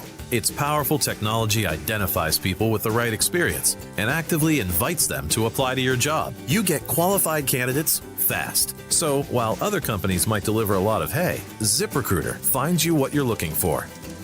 The needle in the haystack. See why 4 out of 5 employers who post a job on ZipRecruiter get a quality candidate within the first day. ZipRecruiter, the smartest way to hire. And right now, you can try ZipRecruiter for free. That's right, free at ZipRecruiter.com/free. That's ZipRecruiter.com/free. ZipRecruiter.com/free. ZipRecruiter. WICC Smart MLS Right Now Traffic. 95 Westport accident cleared in the southbound lanes. Northbound a little bit slow out of Stamford Darien, 20 minutes Stamford to Norwalk. About 25 minutes now Norwalk getting up to Route 8. Parkway, quick tap out of Stamford. Heavy Route 7 into 41, 42 in Westport. Fairfield side's not bad. Route 8 looks pretty good up into the valley. Just patchy by on eastbound 84 in through Newtown. Tom Colangelo, WICC Traffic. Partly cloudy this evening and tonight with a low in the low 40s. Friday sunny with a high 60. Partly sunny Saturday with an isolated shower and a high in the upper 50s. I'm meteorologist Paul Piorek on WICC. Where Fairfield County comes for the real issues. It's Connecticut Today with Paul Piselli. WICC 695.9, the voice of Connecticut. And thanks once again to Assistant Professor of Law at Quinnipiac University at the Q Law School there, John Martin, on this week's decision from the U.S. Supreme Court regarding parts of the Voting Rights Act. All right, 203-333-9422, 333-WICC. Our numbers check today on gasoline prices. Our friends at AAA, as the war in Iran rages on here in Connecticut, we're up again, $4.33 a gallon. Yikes. Not good. A year ago on this day, we were paying $3.07 a gallon. Now we're paying $4.33 a gallon. So we're up, $1.26, $1.25 a gallon. So for me, in my car, I have a 12-gallon tank, and I use regular. So I'm paying little old me, $1.25 more per gallon times 12 gallons in my tank. So it's another, per tank, I'm paying an extra $15. Yikes. And I fill up once a week. And so, look, for me, the extra $15 a week times 50 weeks, right, is going to end up costing me. So the war would cost me about an extra $750 a year. And I only fill up once. There are people that drive, I live about 30 miles from the studios here at Connoisseur. So, that's about roughly what my midsize Hyundai Elantra sedan gets. That's roughly 2 gallons of gas a week. A day, rather, right? So what was costing me $5.50, $6 to get to work a year ago is now costing me almost $9. It's $3 a day, $15 a week. Like I just said, do the math. So again, and I was thinking about this today, I haven't heard it yet from people, but at what point, because this is fascinating, because don't tell me you haven't thought about this. At what point do you say, I got to go drive? Oh, wait a minute. Hold on. I could run out and get that now, but I'm not going to do that because it'd burn gas. Now, I could run out and do that now, but you know what? I'll do it tomorrow, or I'll do it the next day. Because tomorrow, the next day, on the way home or to from work or school, I can do the bank while I'm out. I can do the pharmacy while I'm out. Yeah, I got 2 or 3 pills left. I don't have to go tonight. I mean, don't think people aren't thinking about that. Have you started to think that way? Honestly. Now, I have the equipment to work from home. I guess if gas got to like $30 a gallon, I think all 3 of my bosses here, actually 4 of my bosses here, we have another layer of bossdom here. But I think all 4 of my bosses would say, yeah, work from home. Only because it's $30 a gallon. But if it drops down to $26.50 a gallon, get your arse back in here. But have you started planning out your routes? Remember we used to, there was, the the Arab oil embargo. Remember the gas lines? I was explaining to our young buck here, Chris Williams, far too young to remember the gas lines, the Arab oil embargo, 1972, 73, because of our support for Israel in the Middle East, and the Saudis and the Egyptians, everybody, they turneth the spigot off. Remember that? It didn't last all that long, but remember being in line, and what was it? It depended on either the first number or the first letter. The first letter or actually numeral. Numbers a theory, numerals an actual thing. Your license plate has numerals, not numbers. But yeah, remember that? And I can you, now look. No, it's not going to get to that. It's not. We pump 92% of all the gasoline, of all the oil we need. Now it's got to be refined. It doesn't mean it doesn't cost up the wazoo. But how high is this going to go? I mean, seriously. It just shows how fragile the world economy is. And remember, like I said, we use every single day. Maybe it's less on the weekends because a lot of people aren't working, but we use 20 million barrels of oil. Imagine that. 20 million barrels a day. And remember when they told us, how many times have they said it? You know, we're eventually going to run out of oil. No, we're not. There's so much oil below us. We haven't. I saw some guy once. I don't know how I saw. Well, I do know how I saw. I was banging through the TV one day about 15 years ago, and it was a congressional hearing about oil and oil prices and all that. And there was some, oil wonk talking to somebody in Congress who said, Senator or Congressman, there's an ocean of oil underneath the U.S. that we just haven't tapped into. So remember they told us years ago, we're going to run out of oil. Then what do we do? Well, we're not running out of oil. Calm down. Bob in Weston's here. Bob, good afternoon. How are you? Hi, Paul. Hi, Bob. Can you hear me? I can, Hey. yes. All right. First of all, I'm going to underwrite your gas. I never want the thought of expensive gas keeping you from the airwaves. No, I could work from home. No, I have a little home studio set up. I could work from home. Yes. All right. Yes. Yeah. Yeah.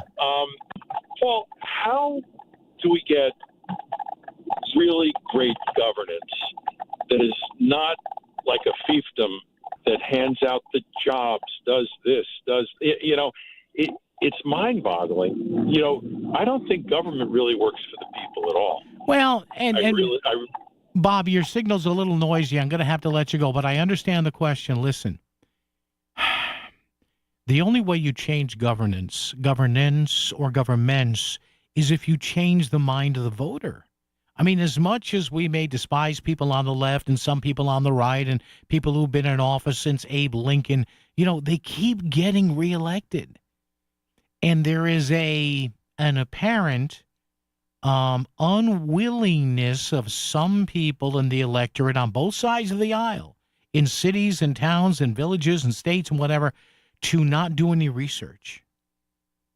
You know what wins elections? Name familiarity. That's what it is. Oh, yeah, well, let me see. My taxes are about, they haven't gone up that much.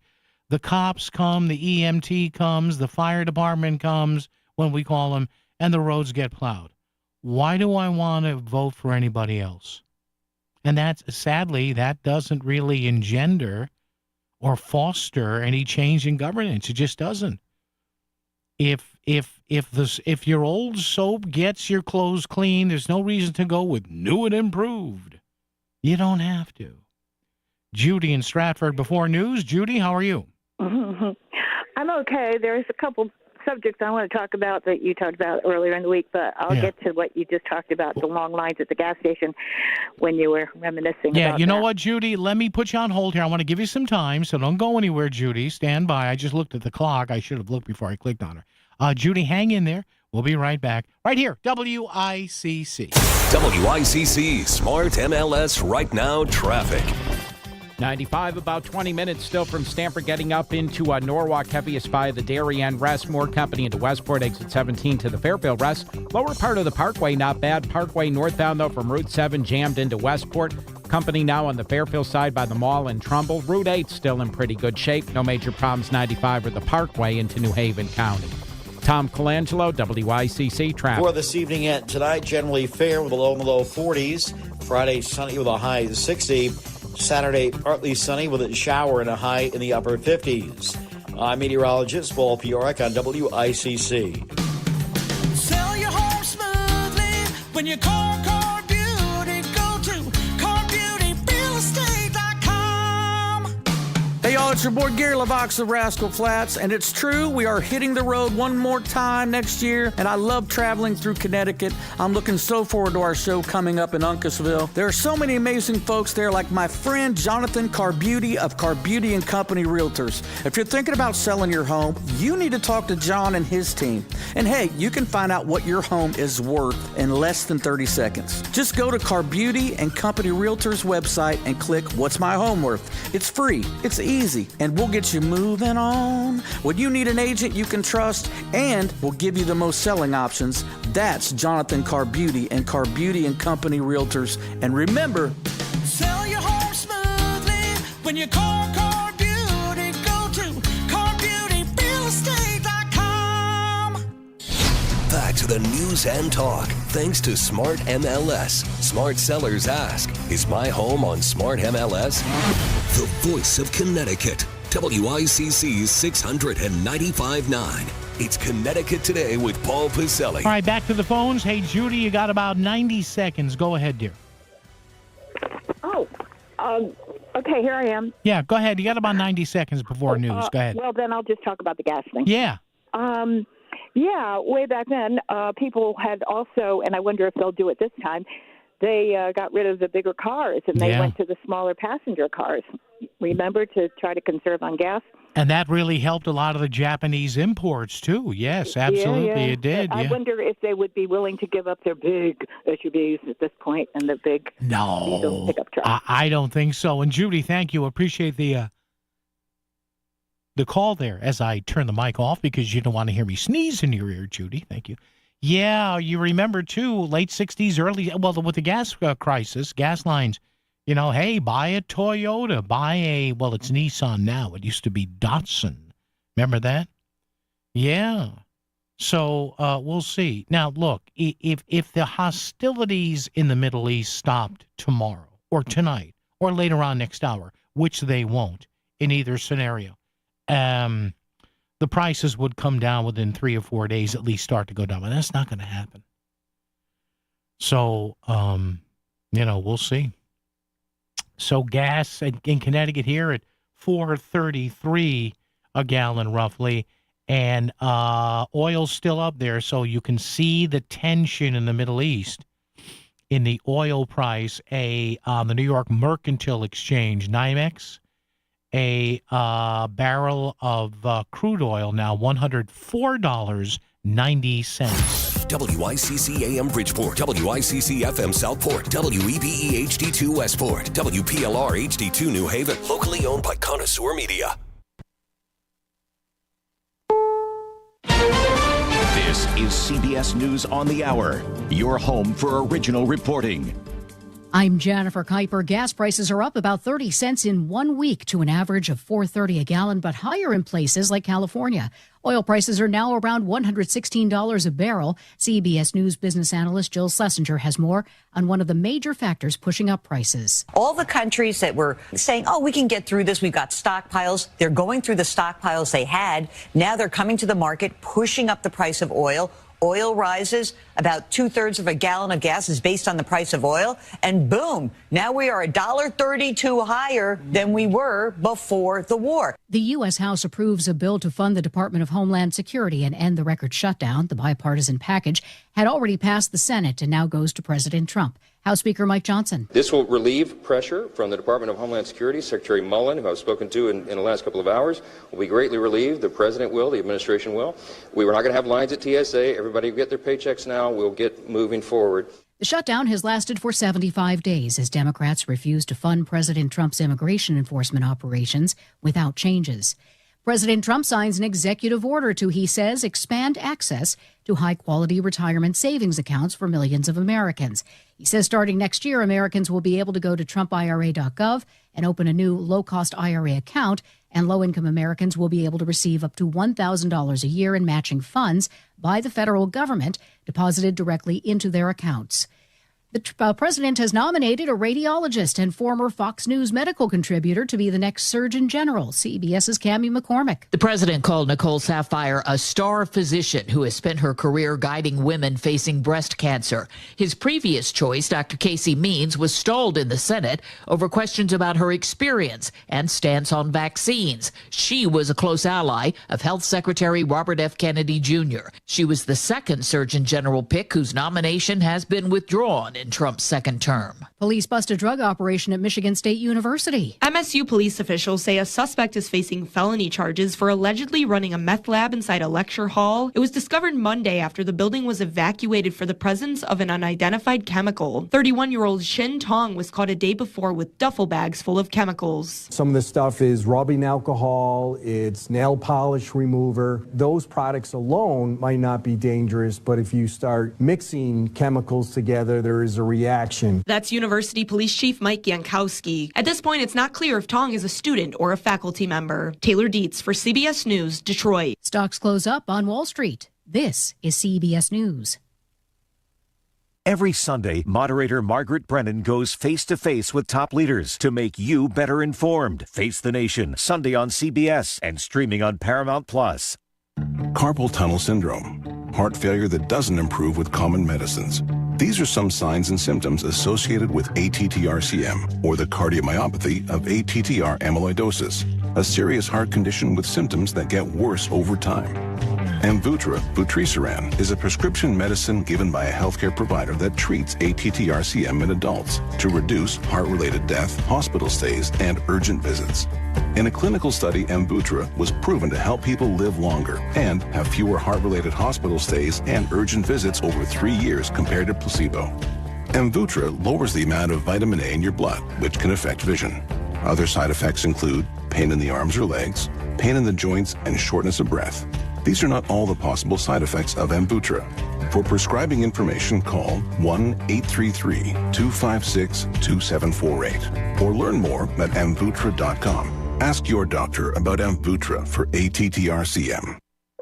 A cancer diagnosis comes with so many questions. Should you get a second opinion? What's the right treatment? How do you tell your kids?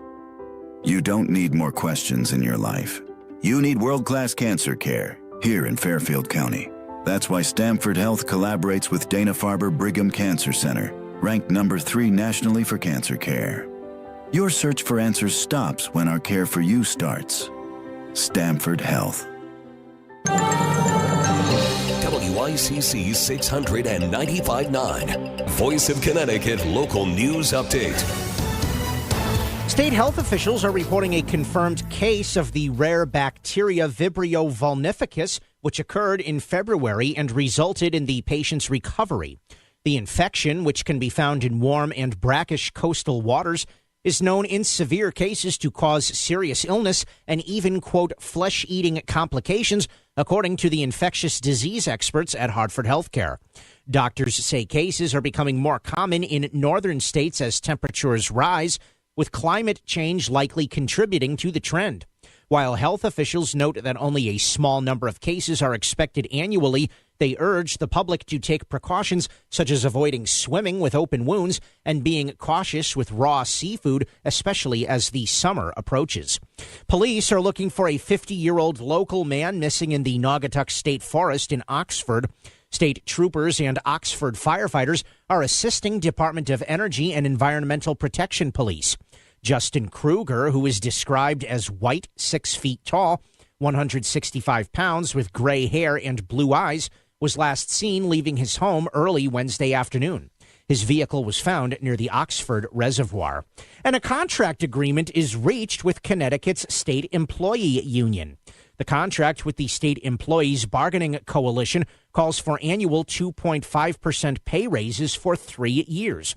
The move means more than 40,000 state employees will get raises after the state legislature approved the union contract. I'm Chris Williams with WICC News. WICC Smart MLS Right Now traffic. 95, about 20 minutes still from Stamford getting up into Norwalk, heaviest by the Darien Rest. More company into Westport, exit 17 to the Fairfield Rest. Lower part of the Parkway, not bad. Parkway northbound, though, from Route 7 jammed into Westport. Company now on the Fairfield side by the mall in Trumbull. Route 8 still in pretty good shape. No major problems, 95 or the Parkway into New Haven County. Tom Colangelo, WICC traffic. Partly cloudy this evening and tonight with a low in the low 40s. Friday sunny with a high 60. Partly sunny Saturday with an isolated shower and a high in the upper 50s. I'm meteorologist Paul Piorek on WICC.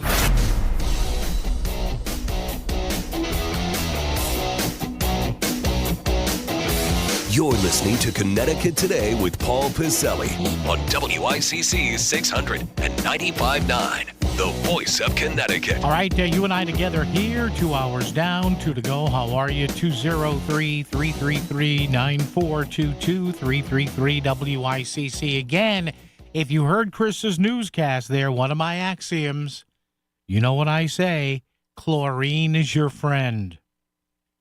The more better living through chemicals. State health officials reporting confirmed cases of the rare bacteria Vibrio vulnificus. Sounds like a Yugoslavian forward that the Knicks are drafting. They, with the 13th pick in the NBA draft, the New York Knicks select Vibrio vulnificus, guard, Latvia. No, just kidding. Happened in February, resulted in a patient's recovery. The infection, which can be found in warm, brackish coastal waters, is known in severe cases to cause serious illnesses and even so-called flesh-eating complications. No, not for me. I don't go in lakes. I don't go in brackish waters. I occasionally will stick my toe in a pool. That's it. Don't go in the. I'm not telling you what you guys can do. I like me some chlorine. That's it. That smell. You know, you're in the hotel or the motel and you go where the pool is. You open up the door there and that warm whoosh of pool air hits you in the hotel, and it's that beautiful aroma of chlorine. Does not get any better.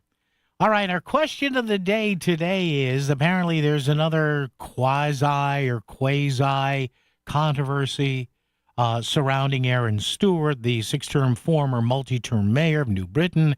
Big story today in the Connecticut Mirror that she applied for a partial state pension for her 14 years of service in New Britain. Well, what's wrong with that, Paul? Well, apparently New Britain's town charter says you've got to have 20 years in service to the city.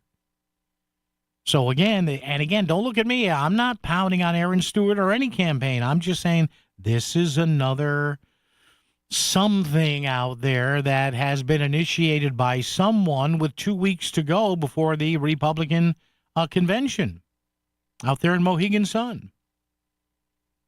So we had this, we had the tax collector thing, we have a big op-ed today from State Senator Heather Summers and big Republican out east.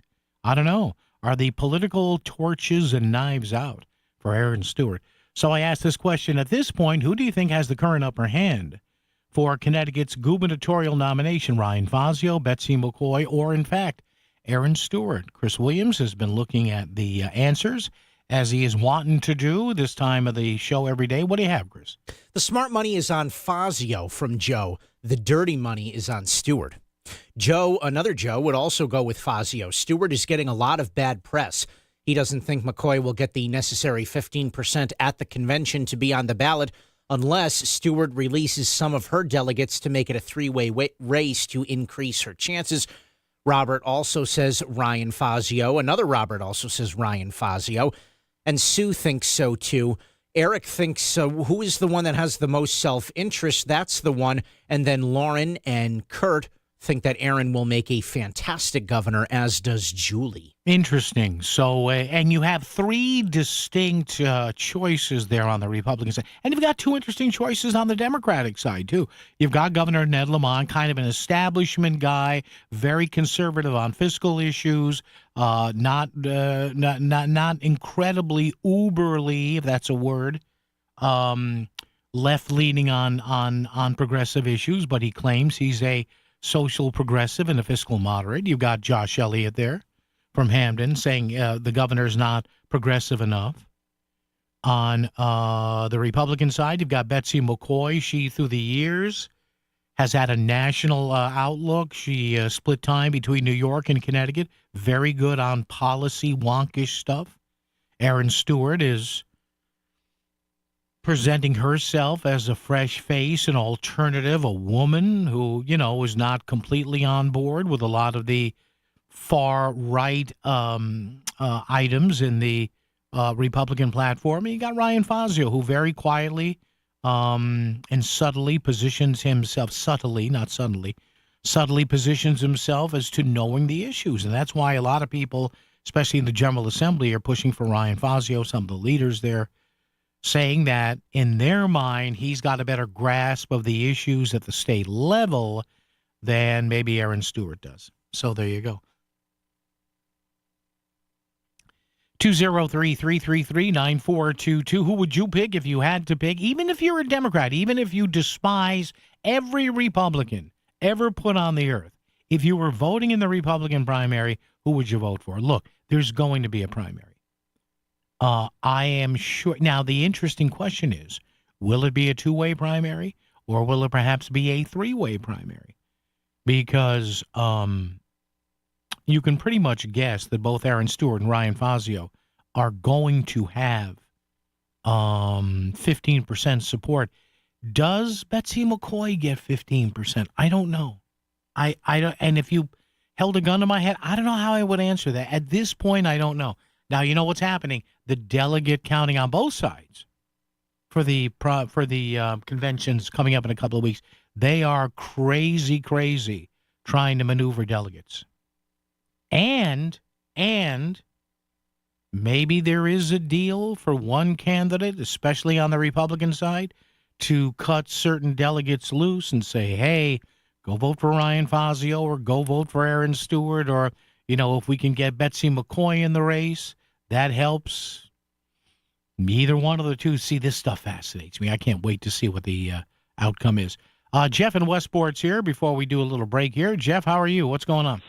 Hey, Paul. Happy Thursday. Yes. Hey, it's sort of funny. Fazio hopefully will get in, but it's sort of funny that they decide to have the convention at Mohegan Sun, where everybody who is anybody knows Mohegan Sun's sort of backed by the mob. Oh, well, they're not really backed by the mob. I have a story on that one. Well, yeah, a friend of mine was putting up drapes. Well, no. Let's not, Jeff. I know where you're going here. Yeah. There's always been rumblings that the seed money, the original seed money from the casino came from out of the. Yeah, I don't want to go there for legal reasons.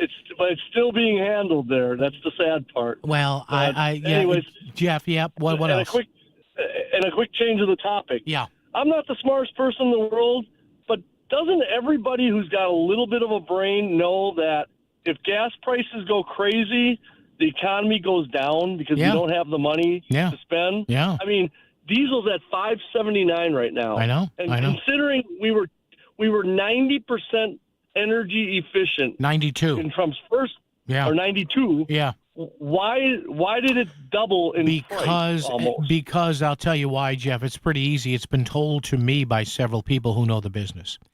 The prices we're paying now are largely based on projections from the big oil companies as to how much money they are going to lose and how much they've got to recoup. So, Jeff, the price that you and I and everybody else is paying yesterday, last night, tomorrow, in the next few weeks, you're right. That is that we're pretty much energy efficient.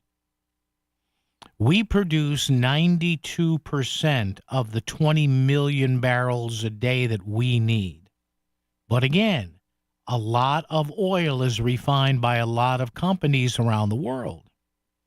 And part of what we pay for a gallon of gasoline from Conoco or Shell or whoever the big oil companies, ExxonMobil, whatever, they say, hey, we've got to make extra money in America for the money we're not going to make overseas. You're not always near your radio, but you still want to stay informed on Fairfield County matters. There are lots of ways to enjoy WICC beyond your radio at 695.9. Stream us free at work on voiceofct.com or on your smartphone by downloading our app. And now it's easier than ever to listen on your smart speaker when you say, play WICC. The voice of Connecticut is always live, local, and free, wherever you are. Most people want to spend their retirement years at home, but most seniors are not equipped to do it. In fact, according to AARP, 82% of adults ages 50 and up want to remain in their current homes as they age, but only about 10% of U.S. homes are considered aging ready. Hey, Melissa Sheketoff here, and I'm so grateful my grandmother lived with us for more than 20 years. And as she got older, my parents equipped their home in Fairfield to accommodate her needs, and they got in-home care, like Connecticut In-Home Assistance. I believe in-home care made my grandmother's final years comfortable, joyful, and actually made her feel more independent. It also helped my parents to have peace of mind that someone could get her to her appointments, make sure she didn't fall, and allow them to have a loving relationship with her instead of one filled with tension and resentment. Don't wait until it's too late to make your home ready for an aging parent. Get the help you need to keep your loved one at home safe and sound. Check out Connecticut In-Home Assistance at cthomecare.com. And right now, you can even download their free ebook online. Again, cthomecare.com. The following message is brought to you by the Fairfield Law Offices of Estate, Trust, and Probate Attorneys Eliasson and Tenor, online at ConnecticutElderLaw.com. Here is attorney Christine Tenor. If you are suddenly hurt or seriously ill and can't speak for yourself, what could happen to you and your family and all you care about? Will life-changing decisions be made by strangers? We all face legal, financial, and physical challenges every day at all stages of life. Don't leave important matters to chance. And don't wait until you are elderly. No one can predict what the future holds for us. So even young adults and young couples, everyone, should be prepared for the unexpected. Give your family and yourself the most important gift you can give, the gift of peace of mind. Visit ConnecticutElderLaw.com. Eliasson and Tenor, 203-336-2566. Protecting your family's future. Eliasson and Tenor. For peace of mind, 203-336-2566. Fairfield County, you're invited to come and enjoy the R.D. Cinto free community Shakespeare event series at R.D. Cinto in Shelton. Nights with Shakespeare features a dramatic weekly play reading of Macbeth with actor Leo Schaff. Nights with Shakespeare is free and open to the public. It's every Tuesday at 6:30, now through May 5th at the Cinto Auditorium at 3 Corporate Drive in Shelton. Learn more and attend. Go to nightswithshakespeare.com for more information. That's nightswithshakespeare.com. Don't miss the Fairfield University School of Graduate Studies around the region every weekday with Melissa in the morning. Melissa brings you the biggest news from Connecticut and around the region. WICC Smart MLS Right Now Traffic. 95 still holding at about 20 minutes. Stamford up to Norwalk, heavy by Sherwood Island. It's a half hour to go from Norwalk up into Bridgeport. Parkway building a little bit off of High Ridge, Long Ridge out of Stamford. Delays Norwalk into Westport. Patchy volume, Fairfield, Trumbull side still pretty good. Route 8 southbound on the Parkway busy into the West Rock Tunnel into Hamden. Connecticut Lottery. Now play your favorite Connecticut Lottery draw games at ctilottery.org. Odds vary by game. Must be 18 or older. Help is available for problem gambling. Call 888-789-7777. Tom Colangelo, WICC Traffic. For this evening and tonight, generally fair with a low in the low 40s. Friday, sunny with a high of 60. Saturday, partly sunny with a shower and a high in the upper 50s. I'm meteorologist Paul Piorek on WICC. Monroe's live and local news source for 100 years. The voice of Connecticut, WICC 695.9.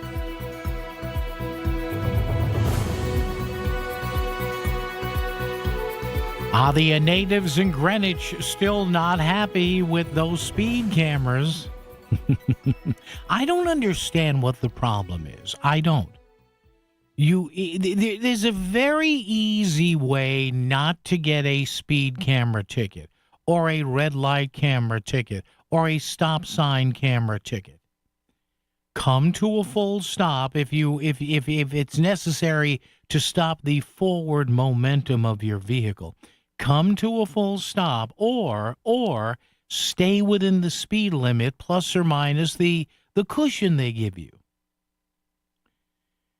An update here from Eric Bedner in the Hearst, and you folks in Greenwich. I'd love to, if you don't want to come on the radio, you can text me too. Same number, talk or text 203-333-9422. The town suspended the speed cameras at the beginning of April, so it's about a month ago, yeah. And there is now an informational hearing set for May the 14th, so it's coming up in a couple of weeks here, at 7 p.m. in Town Hall to get more information about where some of the cameras are. The cameras are in school zones in Greenwich. What's the problem? I don't understand it. You people in Greenwich, do you not know where the schools are? Do you not know how to use a brake pedal? I'm serious. In a weekly message to the community on Friday, First Selectman Fred Camillo said the meeting, quote, will not be a forum for complaints. He said the hearing is an opportunity for residents to learn more about the program and to comment on proposed changes, including locations of cameras and hours of operations. Police Sergeant James Smith provided an update during last week's Board of Selectmen meeting. 64% of pedestrian kids killed in traffic accidents happen between 6 a.m. and 6 p.m. Monday through Friday. That's why they have the speed cameras operational during school hours.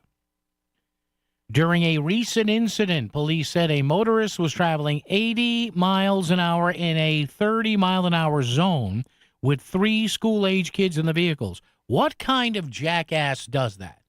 Seriously.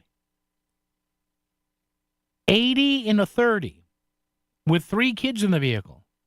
Well, God, I was late. I had my Pilates class, and I had to stop and get fruit-infused water on the way there. There's just so much to do.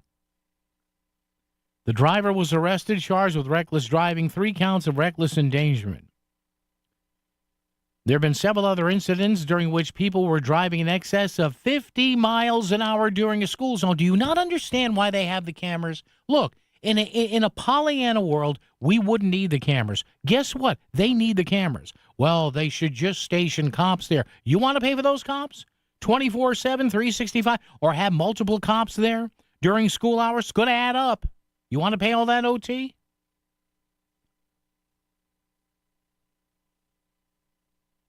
The cameras do not track every vehicle in their path, only the ones that are driving faster than the posted speed limit. However, the cameras have been turned off since the program was halted at the beginning of April. The First Selectman, Mr. Camillo, says they're working out the kinks and we're going to end up in a good place with this. All right.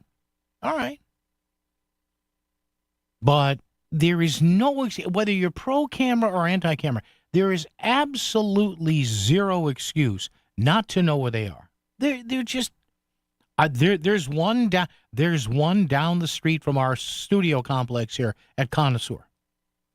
Down the street, it's 1.25 miles away. I know exactly where it is. And you know what I do every time I go by there? I go really slow. In fact, you can see the line of cars now. They see the sign there. Photo enforced. I think it's a red light camera. It may not be a speed camera. It's got a big red, yellow, and green light. So I don't know. Well, whatever it is, guess what? I'm slowing down. I think it's going to get me once or twice, though. Because I did forget. Yeah, you're going to get nailed once or twice unless you purposely figure, okay, now I have to slow down here. 203-333-9422, 333-WICC. So again, let me mention this for you. Town Hall, 7 o'clock, Town Hall, on May the 14th. which is 2 weeks from tonight. So 2 weeks from tonight, May the 14th, Town Hall, Town of Greenwich. Officials will be there, so if you want to know and talk to them and ask them questions about enforcement, you've got no other excuse. And if you can't make it, you can probably find out what was discussed there, too. So you folks in Greenwich, whether you're pro this or anti this, especially if you're anti, 2 weeks from tonight, 7 o'clock at Greenwich Town Hall. WICC Smart MLS Right Now Traffic. 95, still holding at about 20 minutes, Stamford to Norwalk. A half hour to go Norwalk up to Bridgeport. Parkway with a wave out of New Canaan, and in Greenwich, a little bit more company. Route 7 up into Westport. Fairfield signed on too bad. Route 8's looking okay. Eastbound 84 still jammed pretty heavy through Danbury into Newtown. Tom Colangelo, WICC traffic. Partly cloudy this evening and tonight with a low in the low 40s. Friday sunny with a high 60. Partly sunny Saturday with an isolated shower and a high in the upper 50s. I'm meteorologist Paul Piorek on WICC. Ned Lamont and the Hartford Clowns have a problem telling the truth. Here's Ned. And we're trying to make life a little less expensive for working families in the middle class. Talk is cheap, Ned, but you know what's not? Our electric bills. Aaron Stewart is the no BS candidate for governor. Aaron knows that 1, Connecticut exports a third of the energy we generate while we pay the highest prices in New England. That's BS. 2, the Hartford Clowns put a hidden tax on your bill. The public benefits charge. Complete BS.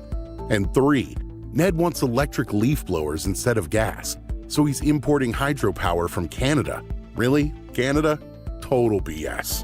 And we're trying to make life a little less expensive. I'm Aaron Stewart. I'm running for governor because it's time for something different, like cutting the BS. Only Hartford would ship out the energy we make and ship in expensive Canadian energy. Join me at Aaron4CT.com. I approve this message. Paid for by Aaron for Connecticut, Valerie Marino, Treasurer. Wesley Financial Group is not a law firm. Ask yourself this question. Is it really worth holding on to that timeshare that you know you need to get rid of? Here's the truth. The average maintenance fee just went up over 17%. That could have been 117%, and there's nothing you can do about it. When you buy a timeshare, you give them a blank check for annual maintenance and assessment fees. I'm Chuck McDowell, founder of Wesley Financial Group. For 15 years, I've helped over 50,000 families cancel their timeshare. Not sell it, not transfer it, cancel it. Did you buy a timeshare because they told you it was a great investment and your maintenance fees would never go up? That's a lie. Are you ready to get rid of your timeshare once and for all? Simply call us and I'll send you our timeshare exit kit that explains all your options for cancellation. Call Wesley now for your timeshare exit kit. 800-979-3535. That's 800-979-3535. 800-979-3535. Hello, my name is Bob Cinto, and I would like to rent you office space. The reason we've done so well is that we put our tenants in front of everything else we do. Your growth is my growth. Your success is my success. And I would love to show you some beautiful properties if you should need space. Thank you. Start online, SCINTO.com. Dude, I just got this car. Yeah, sorry, man. Take it to my friend. He can do it for cheap. Hi, this is Chris from Sono Collision. Don't just go to anybody for your repairs. Choose the best. Remember, you're the one that has to live with the repairs. It's your choice, so pick quality at Sono Collision. Go to SONOcollision.com or call 203-939-9955. Your car will thank you. This is WICC 695.9, the voice of Connecticut. CBS News Brief. The House approves a bill to fund the Homeland Security Department and end a record shutdown, sending it to the president. CBS's Nicole Skanga. This administration was getting to a point where it was not going to be able to pay not only active duty military, but also law enforcement. CBS's Torian Small says the White House is working to address rising fuel costs amid the Iran war. Kevin Hassett, the president's economic advisor, said that this will be just a temporary thing. They're working with oil companies to address the surge in oil prices. Defense Secretary Pete Hegseth defends the Pentagon's $1.5 trillion budget request before the Senate Armed Services Committee. Democrat Jack Reed asks about most of the 24 officers recently fired. Did the president direct you to single out female and black officers to be dismissed? Senator, of course not.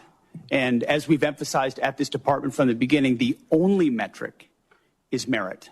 CBS News Brief, I'm Jennifer Kuiper.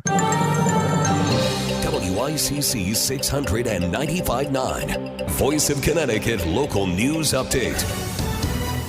State legislators are approving raises for 42,000 state employees. The Senate approved the raises on a 26-10 vote on mostly party lines as Republicans, including House Minority Leader Vin Candelora, argued the workers were already being paid enough. We're prioritizing our state workers over our taxpayers. That's issue number one. We haven't gone far enough in addressing the affordability issue in the state of Connecticut. The state House approved the measure hours after the Senate on a 107-42 vote, with 6 Republicans crossing over to vote with the Democrats. The plan is expected to cost $2 billion over the next 4 years. Groton Republican State Senator Heather Summers notes that Connecticut state employees are already the second highest paid group in the country, only behind workers in California. Gun dealers say customers are rushing to buy, quote, convertible pistols before they're banned. A House bill to ban the handguns that can be converted into machine guns using a specialty device was endorsed by Governor Ned Lamont in February and passed in the House this week. Gun retailers are saying it's caused a spike in a specific type of Glock handgun that is accounting for roughly 30% of some retailers' sales. Data shows that handgun sales in the state increased by 19% from February to March this year. Sales in March of 2026 were 33% higher than March of 2025. Lawmakers are taking steps to support the state's struggling dairy industry as the state Senate unanimously approved a bill aimed at helping farmers cope with rising costs and low federally set milk prices. With the number of dairy farms in Connecticut now down to just 79, the legislation would expand financial relief by adding roughly $8 million in proposed tax credits and creating a new grant program through the Department of Agriculture. The bill calls for a working group to develop long-term solutions, including tax relief and increased processing capacity, while rolling back certain farmland property taxes. The measure now heads to the House and, if signed by the governor, would provide both immediate and future support for the industry. 2 residents from Connecticut are facing drug trafficking charges after being arrested in Massachusetts. Tina Passmore and Chris Fitton were stopped by police in Webster under suspicion they were selling drugs out of a rental car. A search of the vehicle revealed 43 grams of crack cocaine and a scale in Passmore's purse, along with heroin and hydrocodone pills. Fitton was taken into custody for 3 outstanding warrants and was found with 5 baggies of crack cocaine. They are both facing trafficking, conspiracy, and possession charges. A final farewell today for Archbishop Emeritus Henry J. Mansell of the Archdiocese of Hartford. There was a mass of Christian burial this morning at the Cathedral of St. Joseph. Mansell was 88 years old when he died April 21st. He served as Archbishop from 2003, taking over for Daniel Cronin until his retirement in 2013, when he was succeeded by Leonard Blair. Mansell was to be buried at Mount St. Benedict Cemetery in Bloomfield. A hiring and spending freeze is underway in Milford. Mayor Rich Smith implemented the freeze to compensate for overspending while budget talks continue. The city will stop hiring and non-essential operational spending until the end of the fiscal year on June 30th. And 2 babies were given to Connecticut hospitals this month under the state's Safe Havens Act. The Department of Children and Families say the babies were surrendered to Yale New Haven Hospital and the Connecticut Children's at the University of Connecticut Health Center. The act was put into effect 25 years ago, allowing parents to give up their infant children anonymously without the threat of prosecution. The baby is then placed into an adoptive home pre-approved by DCF. Lieutenant Governor Susan Bisowitz spoke about the importance of the act at the Capitol Wednesday. For those women who find themselves in a situation where they deliver a baby and they cannot or they do not want to raise that baby, they may feel incredibly isolated and challenged and judged, and they may feel they have nowhere to turn. And that's where this program comes in. Parents who surrender their babies have 30 days to change their mind.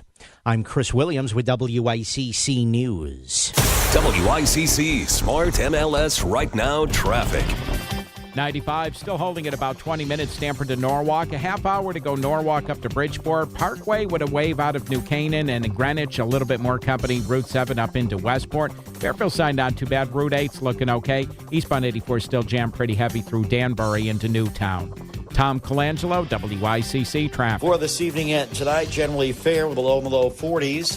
Friday, sunny with a high of 60. Saturday, partly sunny with a shower and a high in the upper 50s. I'm meteorologist Paul Piorek on WICC. When Hartford makes a decision, Paul has an opinion. Connecticut Today with Paul Pizzelli. WICC 695.9, the voice of Connecticut. Yeah, Mr. Announcer there nailed it here. I try to keep as best watch as I can as to what's going on in Hartford with my sources here, and I get this. And I don't know if this was acted on today because the adjournment for the session is this Monday or Tuesday, May 4th or 5th. But, the folks, including Alexis Harrison, Marianne Weingarten from CT 169 Strong, not a favorite of Governor Ned Lamont. These are the folks that advocate for affordable housing, but done with less of an oversight from Hartford and more of an oversight of the 169 cities and towns. A lot of people love CT 169 Strong. A lot of people don't like them. So I'll leave that up to you. But they sent out this kind of warning here, which was interesting. They say, and I do remember this, remember with last year's HB 5002, several municipalities were concerned that the as-of-right conversions of commercial to residential could destroy communities' downtown commercial districts. So remember, this was part of the housing bill that passed. So apparently there's a revision now to this that changes a couple of words. So Ned Lamont, you remember, vetoed HB 5002, and then it was the one he signed was HB 8002. And they had a factor in there for as-of-right conversions, meaning that I think it was 10 and under or 9 or under units could be converted to affordable housing in certain areas without argument or without the process normally as it was explained by planning and zoning. Now, according to a revision in the law being done very quietly, CT 169 claims, municipalities would now have to allow middle housing and allow mixed-use housing, both types, in a commercially zoned lot. So originally it was just affordable housing, regular housing, in a commercially zoned area with an easy-peasy the approval process. Now, it would be housing and mixed-use types here.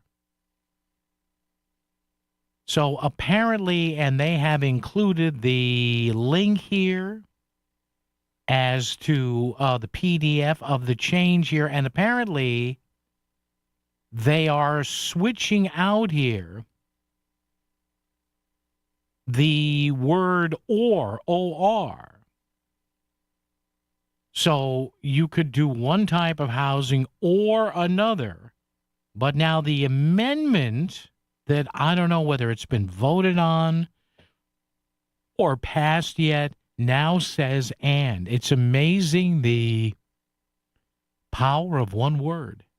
You know, sometimes you say a president shall or will, you know, little one-syllable words there. Shall means if he or she wants to. Will means they have to. So there you go.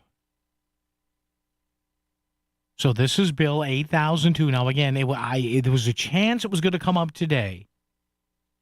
And the concerning section is Section 4A. Again, originally in Bill 8002, on as-of-right conversions, kind of easy-peasy conversions,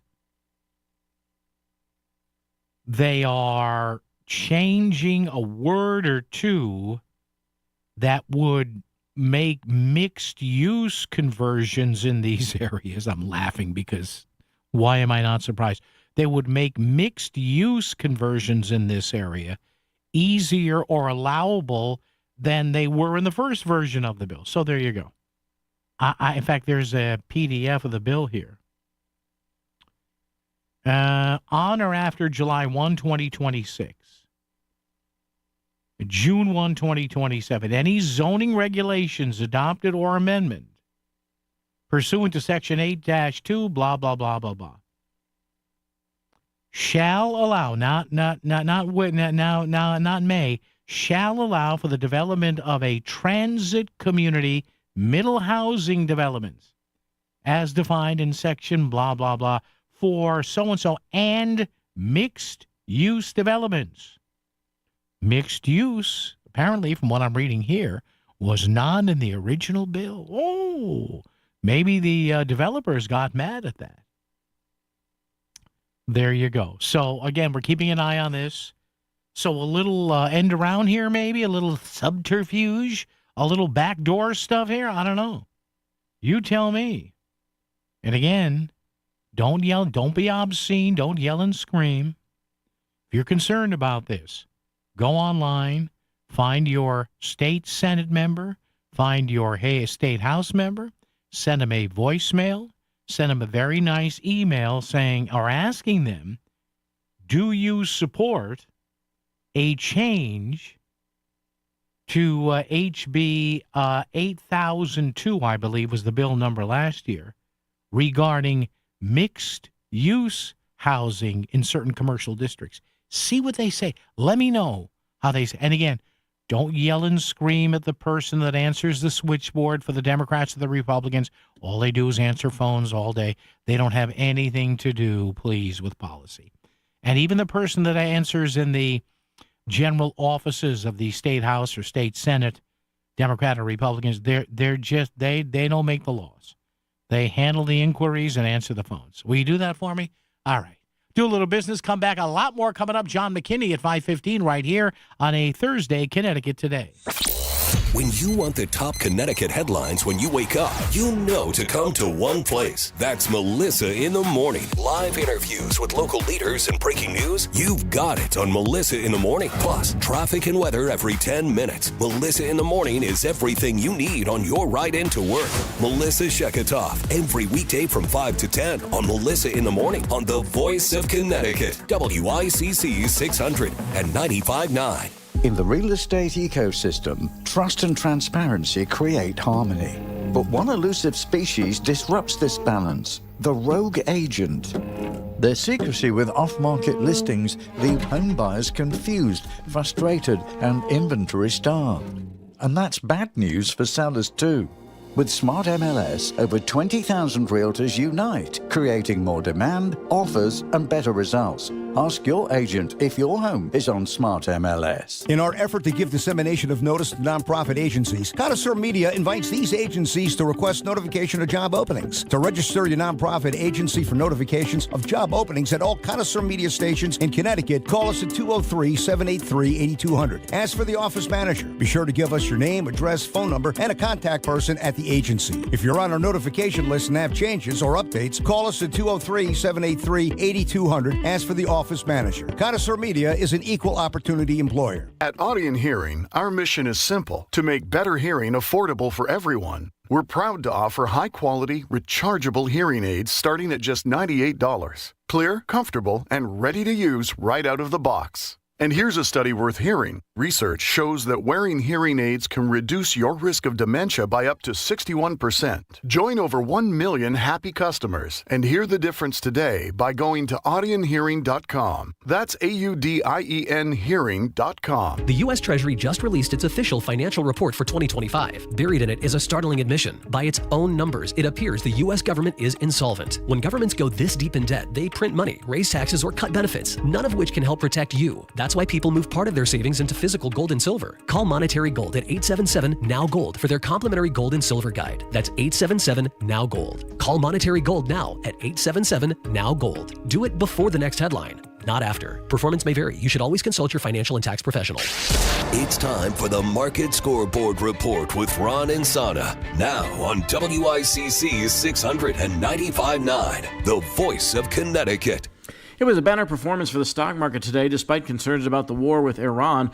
Decent economic data, better than expected earnings from some big technology names, and a retreat in both oil prices and interest rates helped the market move to one of the best days we've seen since late 2020. That's certainly true for the month of April. The Dow rallied 790 points, or 1.6%, to 49,652. The S&P closed above 7,200 for the first time ever, up 73 points on the day, and the Nasdaq advanced on the back of Alphabet by 219 points to 24,892. Amazon also had a hand in that rally. Crude oil futures down $1.57 to 105.31. Interest rates edged lower to 4.37%. The dollar weakened on the day. Gold and silver rallied, but it really was a tech-driven, earnings-driven rally today. Some better than expected economic data also seemed to help. GDP growing 2% at an annual rate in the first quarter, light of expectations, but still decent rate of growth. Jobless claims down to the lowest level since 1969. Download to see if you qualify. Not all customers will qualify. Transfer fees may apply. No Albert subscription required. Albert is not a bank. Albert Instant Loans are issued by FinWise Bank, member FDIC. Not an actual client. Terms apply. Kylie, what's wrong? I just got hit with a car repair bill. I'm behind on rent, and I feel like I can never save any money. Have you tried the Albert app? Albert is your financial assistant, helping you find ways to save and create custom budgets to actually grow your money. Plus, you can get up to $10,000 for big expenses, or advance up to $1,000 fast when you need cash right away. Albert can get me up to $10,000?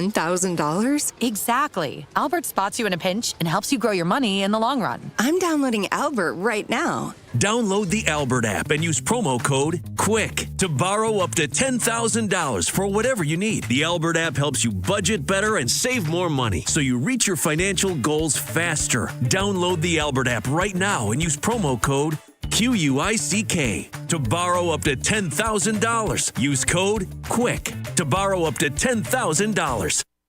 WICC Smart MLS Right Now Traffic. 95, still holding at about 20 minutes, Stamford to Norwalk. A half hour to go Norwalk up to Bridgeport. Parkway with a wave out of New Canaan, and in Greenwich, a little bit more company. Route 7 up into Westport. Fairfield side not too bad. Route 8's looking okay. Eastbound 84 still jammed pretty heavy through Danbury into Newtown. Tom Colangelo, WICC traffic. Partly cloudy this evening and tonight with a low in the low 40s. Friday sunny with a high 60. Partly sunny Saturday with an isolated shower and a high in the upper 50s. I'm meteorologist Paul Piorek on WICC. Fairfield County conversation about what's happening in Hartford. You're listening to Connecticut Today with Paul Pacelli. WICC 695.9, the voice of Connecticut. Yeah, speaking of Hartford, I found this little goodie as well. This little nugget. How about this? And again, there's no guarantee this is going to pass before next week, but you landlords out there, whether, I don't know how many units you have, 200, 300, 400 units, if you're a rental landlord magnate or not, Senate Bill 335, so that's your number. And again, when you call the State House, when you call the State Senate, be very nice, be gracious. Like I said, don't snap at the person that says, good morning, good afternoon, good evening, House Republicans, Senate Democrats, House Democrats, Senate Republicans. Just say, Representative so-and-so's office, please. Thank you. Or State Senator so-and-so's office, please. Thank you. So how about this? This is Senate Bill 335. It addresses utility billing practices if you're a landlord. Now, you may like this, you may not like this, you may have gotten out in front of this, but Senate Bill 335 would prohibit a landlord from requiring tenants to pay separately for utilities unless those utilities are individually metered.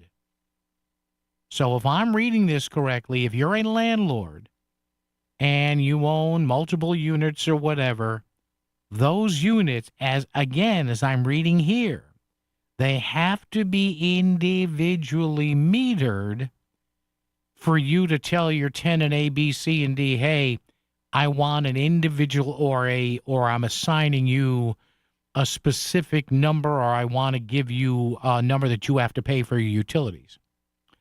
In properties with a single meter, very common in older homes, utility costs must instead be included in the rent. Got that? So I'm just and if you have any feelings on this, let me know. 203-333-9422. 333 WICC. So again, you cannot, as a landlord under this bill, if it passes, you cannot require tenants to pay separately for utilities unless they are all individually metered.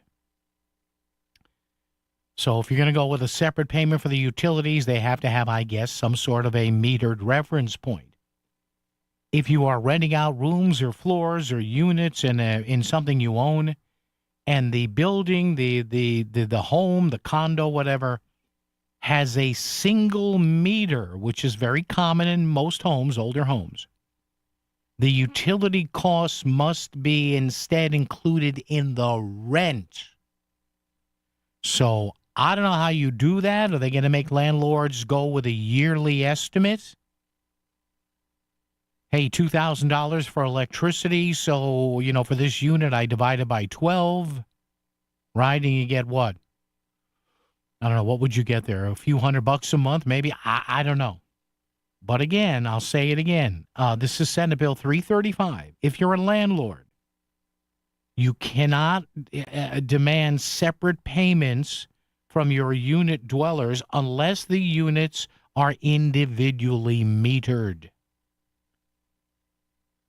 If you're renting maybe a small apartment building or a 1 or a 2 floor thing or a conversion, and you told the electric company when they came over, hey, I want 1 meter for the whole building, then you've got to include, it says here, I guess by an estimate, I don't know, utility costs must be included in the rent. Now, they're saying that this is going to conflict with that Golden Girls bill, Senate Bill 339, that's going to allow homeowners to rent out up to 3 bedrooms in a single-family home to unrelated individuals. Well, most of those homes are going to have probably 1 meter. So tell all the Golden Girls before they move in,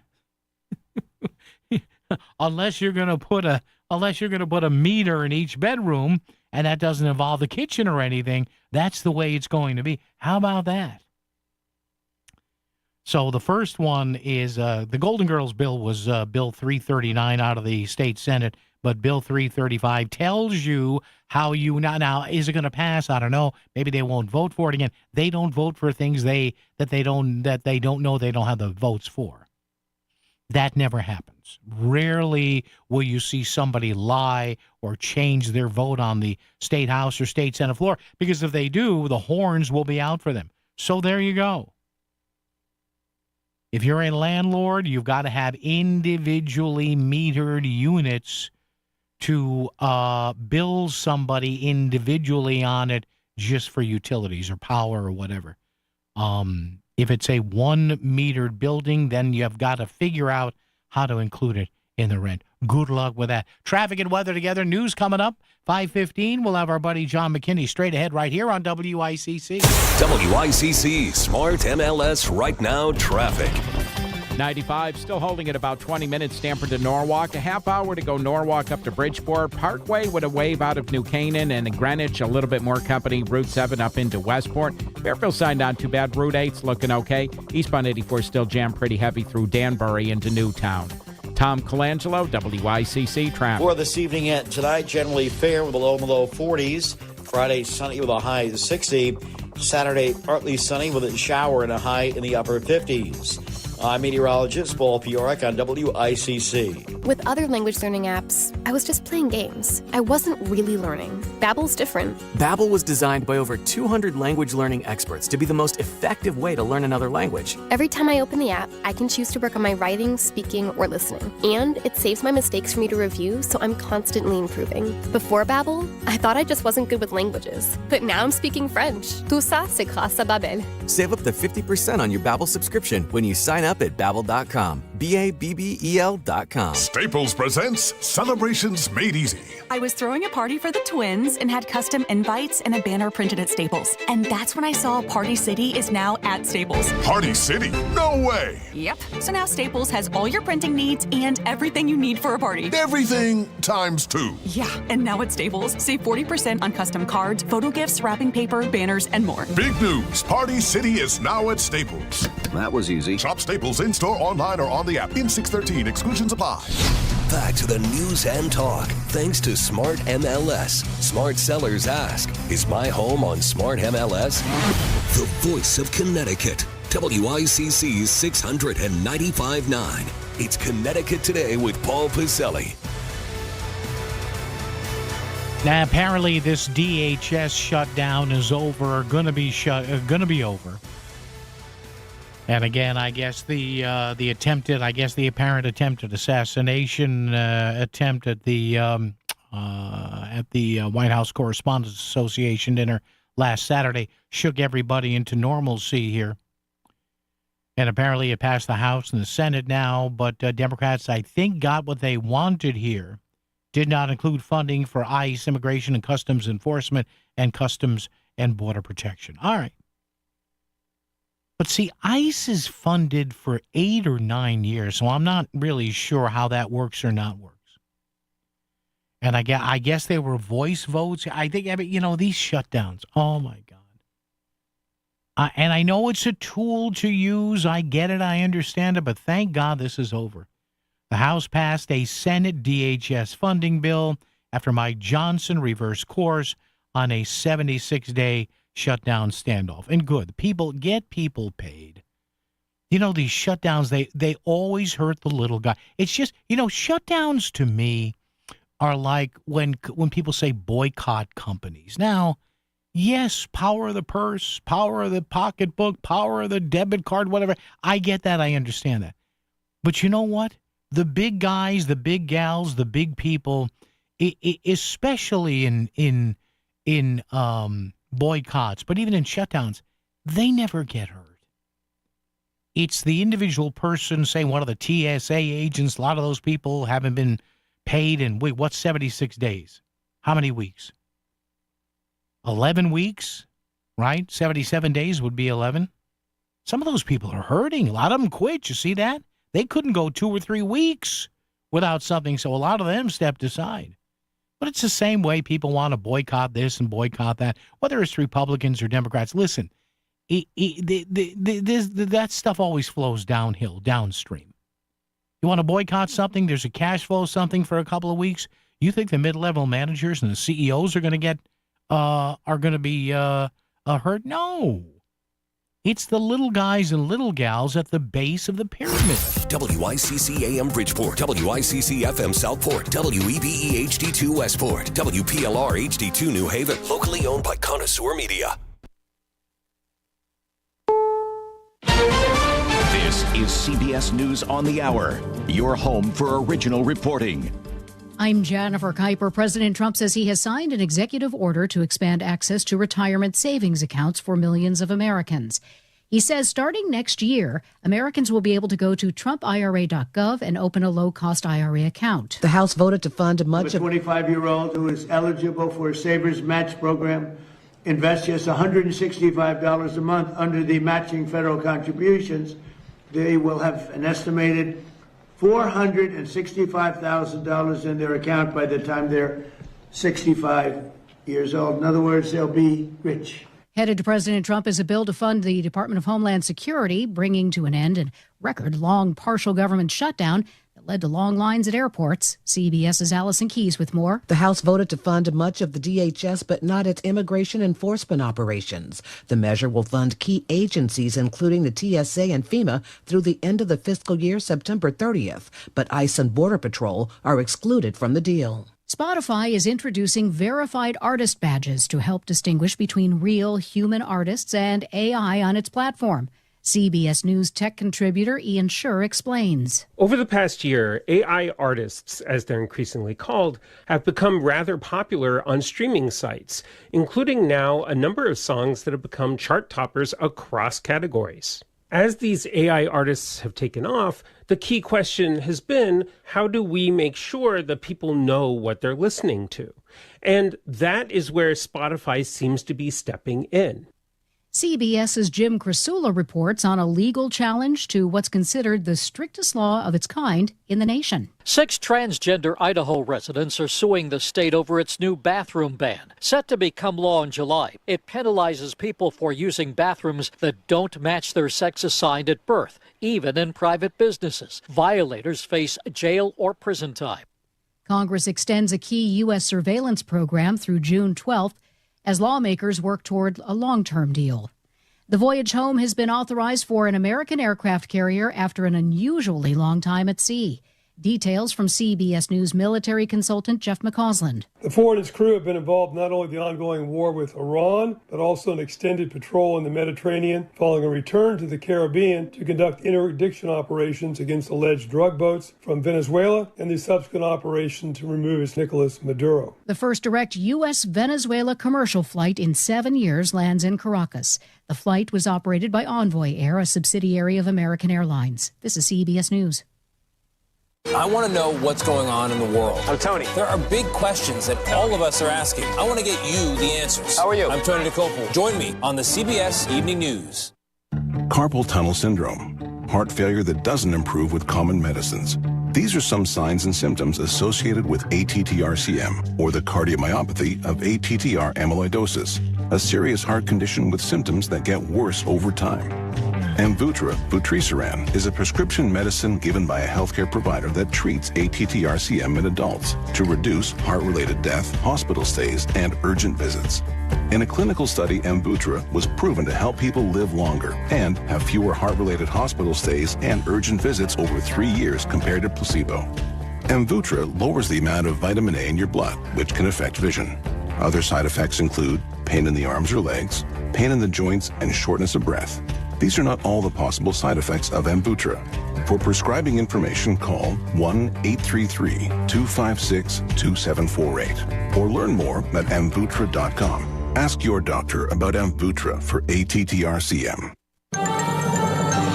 WICC 695.9, Voice of Connecticut Local News Update. A Peruvian man is heading to prison for participating in a theft scheme. Angel Giancarlo Belito Cosillo, known as Jesus Requejo, was involved in a series of thefts outside retail stores like Trader Joe's and TJ Maxx, where a person would distract elderly women while another member of the theft group would steal their wallets while they were distracted. Cosillo and 2 other suspects, who prosecutors say were all in the country illegally, would rent cars and pull the scam at various locations throughout the country. Cosillo was sentenced to 3 years in prison by a federal judge in New Haven. He will face immigration proceedings at the end of his prison term. A man facing assault charges is now facing federal unlawful reentry charges. Joni Galeano Lopez Garcia of Guatemala was previously arrested in Hartford on multiple assault and weapons charges, but was arrested under the name Yanni Lopez Garcia. He was previously deported multiple times, most recently in February 2018, and warned he could not return to the country for 20 years. He was also deported in 2017 and warned he couldn't return to the country for 5 years. If he is convicted of unlawful reentry, he could face a maximum of 2 years in prison. And 2 residents from Connecticut are facing drug trafficking charges after being arrested in Massachusetts. Tina Passmore and Chris Fitton were stopped by police in Webster under suspicion they were selling drugs out of a rental car. A search of the vehicle revealed 43 grams of crack cocaine and a scale in Passmore's purse, along with heroin and hydrocodone pills. Fitton was taken into custody for 3 outstanding warrants and was found with 5 baggies of crack cocaine. They are both facing trafficking, conspiracy, and possession charges. I'm Chris Williams with WICC News. WICC Smart MLS Right Now traffic. The height of rush hour right now, we're looking at 40 minutes to go. Stamford getting up into Norwalk, heavy off the state line through Greenwich as well. Parkway with delays through Greenwich and Stamford. Both roadways at least 40 minutes now. Norwalk up to Bridgeport, 95's heaviest by Sherwood Island, and the Parkway with delays from Norwalk getting into Westport. We'll call Apache Volume Parkway on the Fairfield side. Route 8 still not too bad. No construction setting up yet into the valley. Tom Colangelo, WICC traffic. Partly cloudy this evening and tonight with a low in the low 40s. Friday sunny with a high 60. Partly sunny Saturday with an isolated shower and a high in the upper 50s. I'm meteorologist Paul Piorek on WICC.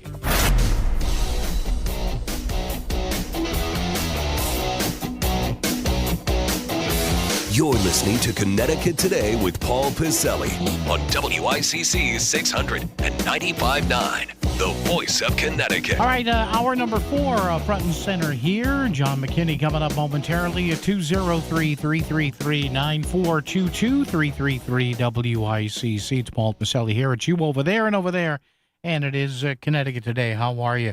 Again, keeping an eye on what's going on in Hartford. Nothing earth-shattering today.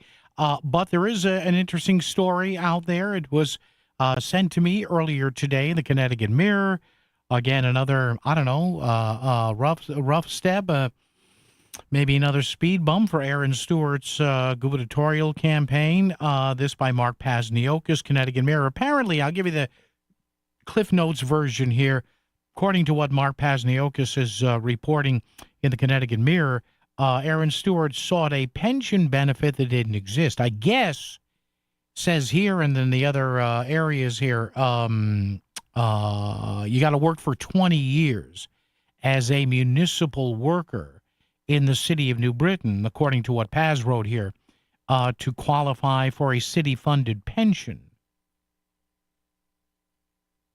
Now, Aaron Stewart had put in 14 years, 12 as mayor, and 2 others, I believe, on the Board of Education or the school board, so that left her 6 years short. She tried to apply, it says here in this Connecticut Mirror story, for something, prorated or compensatory to the levels of somebody doing 14 years versus 20 years, and there are city officials saying, well, we don't do that, and the present mayor saying, I believe in this story, that's not going to happen. So... interesting stuff here. So, I asked this on our question of the day, facebook.com/voice of CT, because it certainly looks like between today and the report here in the Connecticut Mirror, and again, I'm not going to sit here and bring down any sort of judgment on Ms. Stewart. I haven't spoken to her in a few years, used to speak with her a few times a year. I'll see how this shakes out. But between this and what we had a couple of weeks ago with, again, allegations she's denying regarding, allegations that somebody in her office or she herself, which, again, she denied, told the tax collector to backdate some checks to save people interest. So you have that from a couple of weeks ago.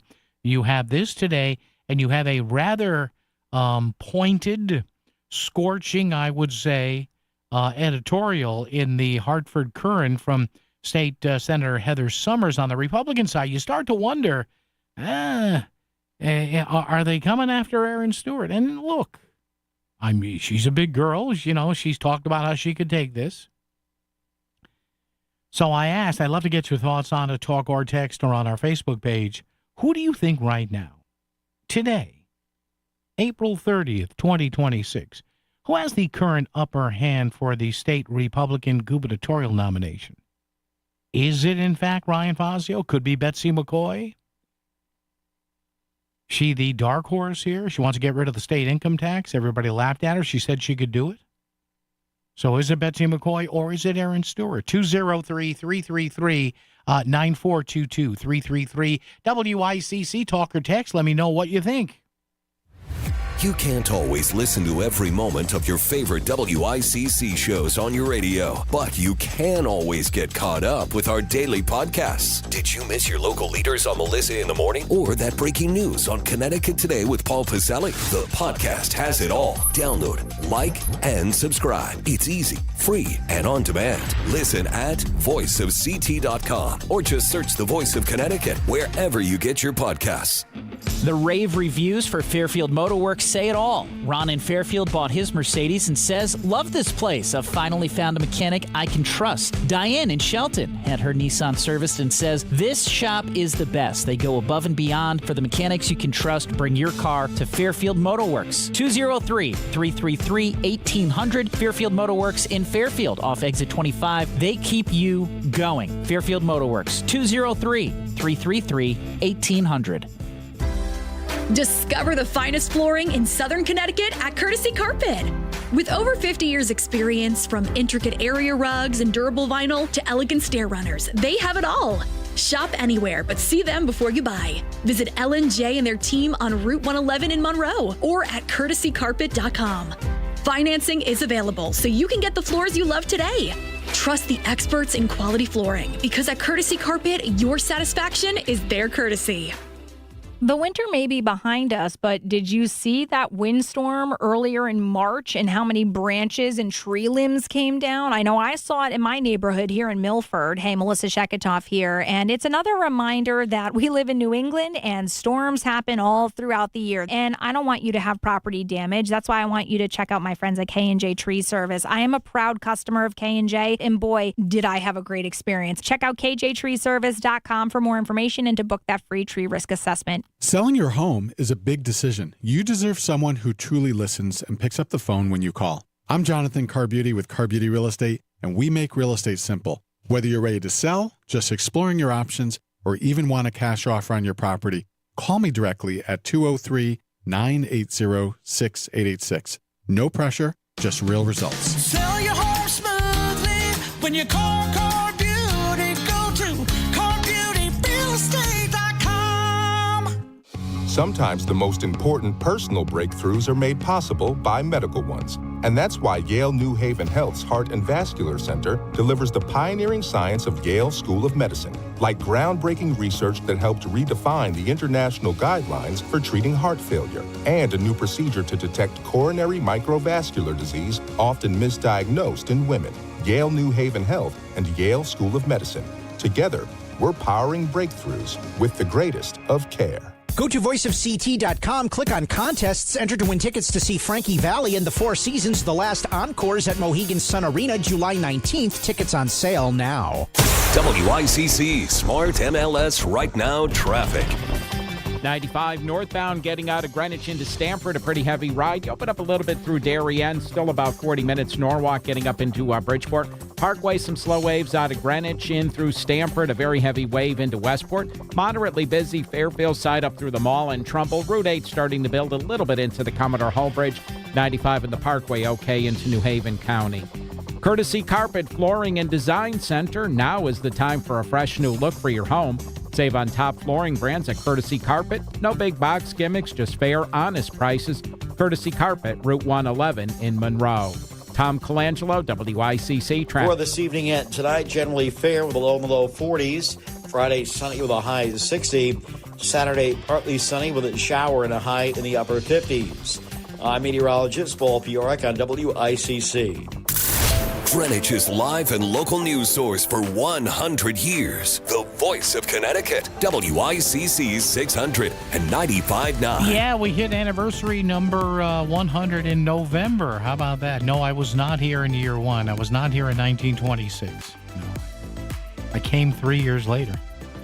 Our buddy John McKinney standing by. First, let's go to John in Norwalk, and then we'll check in with John McKinney. John in Norwalk, hi, how are you, sir? Hey, good. I'm doing great. Love listening to you. Thank you, sir. Appreciate that. In terms of gubernatorial candidates, yeah. I wish it was different. Yeah. But I would contend that if they put Jesus Christ on the ticket with an endorsement from Mother Teresa, they would still get crushed. Republicans. Okay, because in Connecticut, the problem with Connecticut is the number of takers outnumber the number of makers by such a wide margin. Anyone with a common sense conservative platform cannot win. It's very unfortunate, but it's going to eat itself. That's the reality of it. Let's not kid ourselves anymore. All right, John. Thank you. Appreciate that. Right. Yeah, thanks, John. I'm sorry, I got to run, man. Well, hey, John, you made me laugh. Jesus H in 2028. I'm sorry. Oh man, there's a million things rolling around in my head now. Don't say them.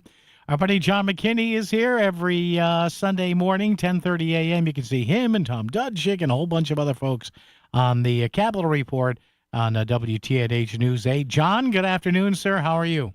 Good afternoon. Give me quite a good laugh there. Isn't that great? Oh, man, it did. John, let me ask you about kind of the big political story of the day today. Aaron Stewart in another interesting situation here.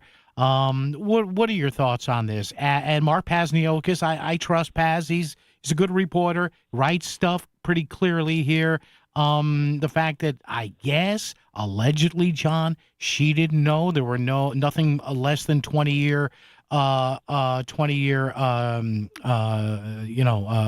retirement payment plans in pensions in New Britain. What are your thoughts here? Well, I think she has a problem either way, to be very blunt, because if she didn't know what her own city charter clearly sets out, I mean, there is no wiggle room here. The New Britain charter says you have to serve 20 years in order to be eligible for your pension. So she's been mayor for 12 years. She must have known what the charter said. Mm-hmm. I think the bigger issue here, and I don't think it's going to hurt her a lot with delegates of the convention, but we're going to have a primary. It is going to hurt her in the primary. And here's why. The one thing, maybe the only thing that Republicans and Democrats in Connecticut and down in D.C. agree upon is people are struggling with the cost of living, and everybody's trying to make life more affordable. Mm-hmm. Democrats have one way of doing it, Republicans have another way of doing it, but they both agree that people are struggling.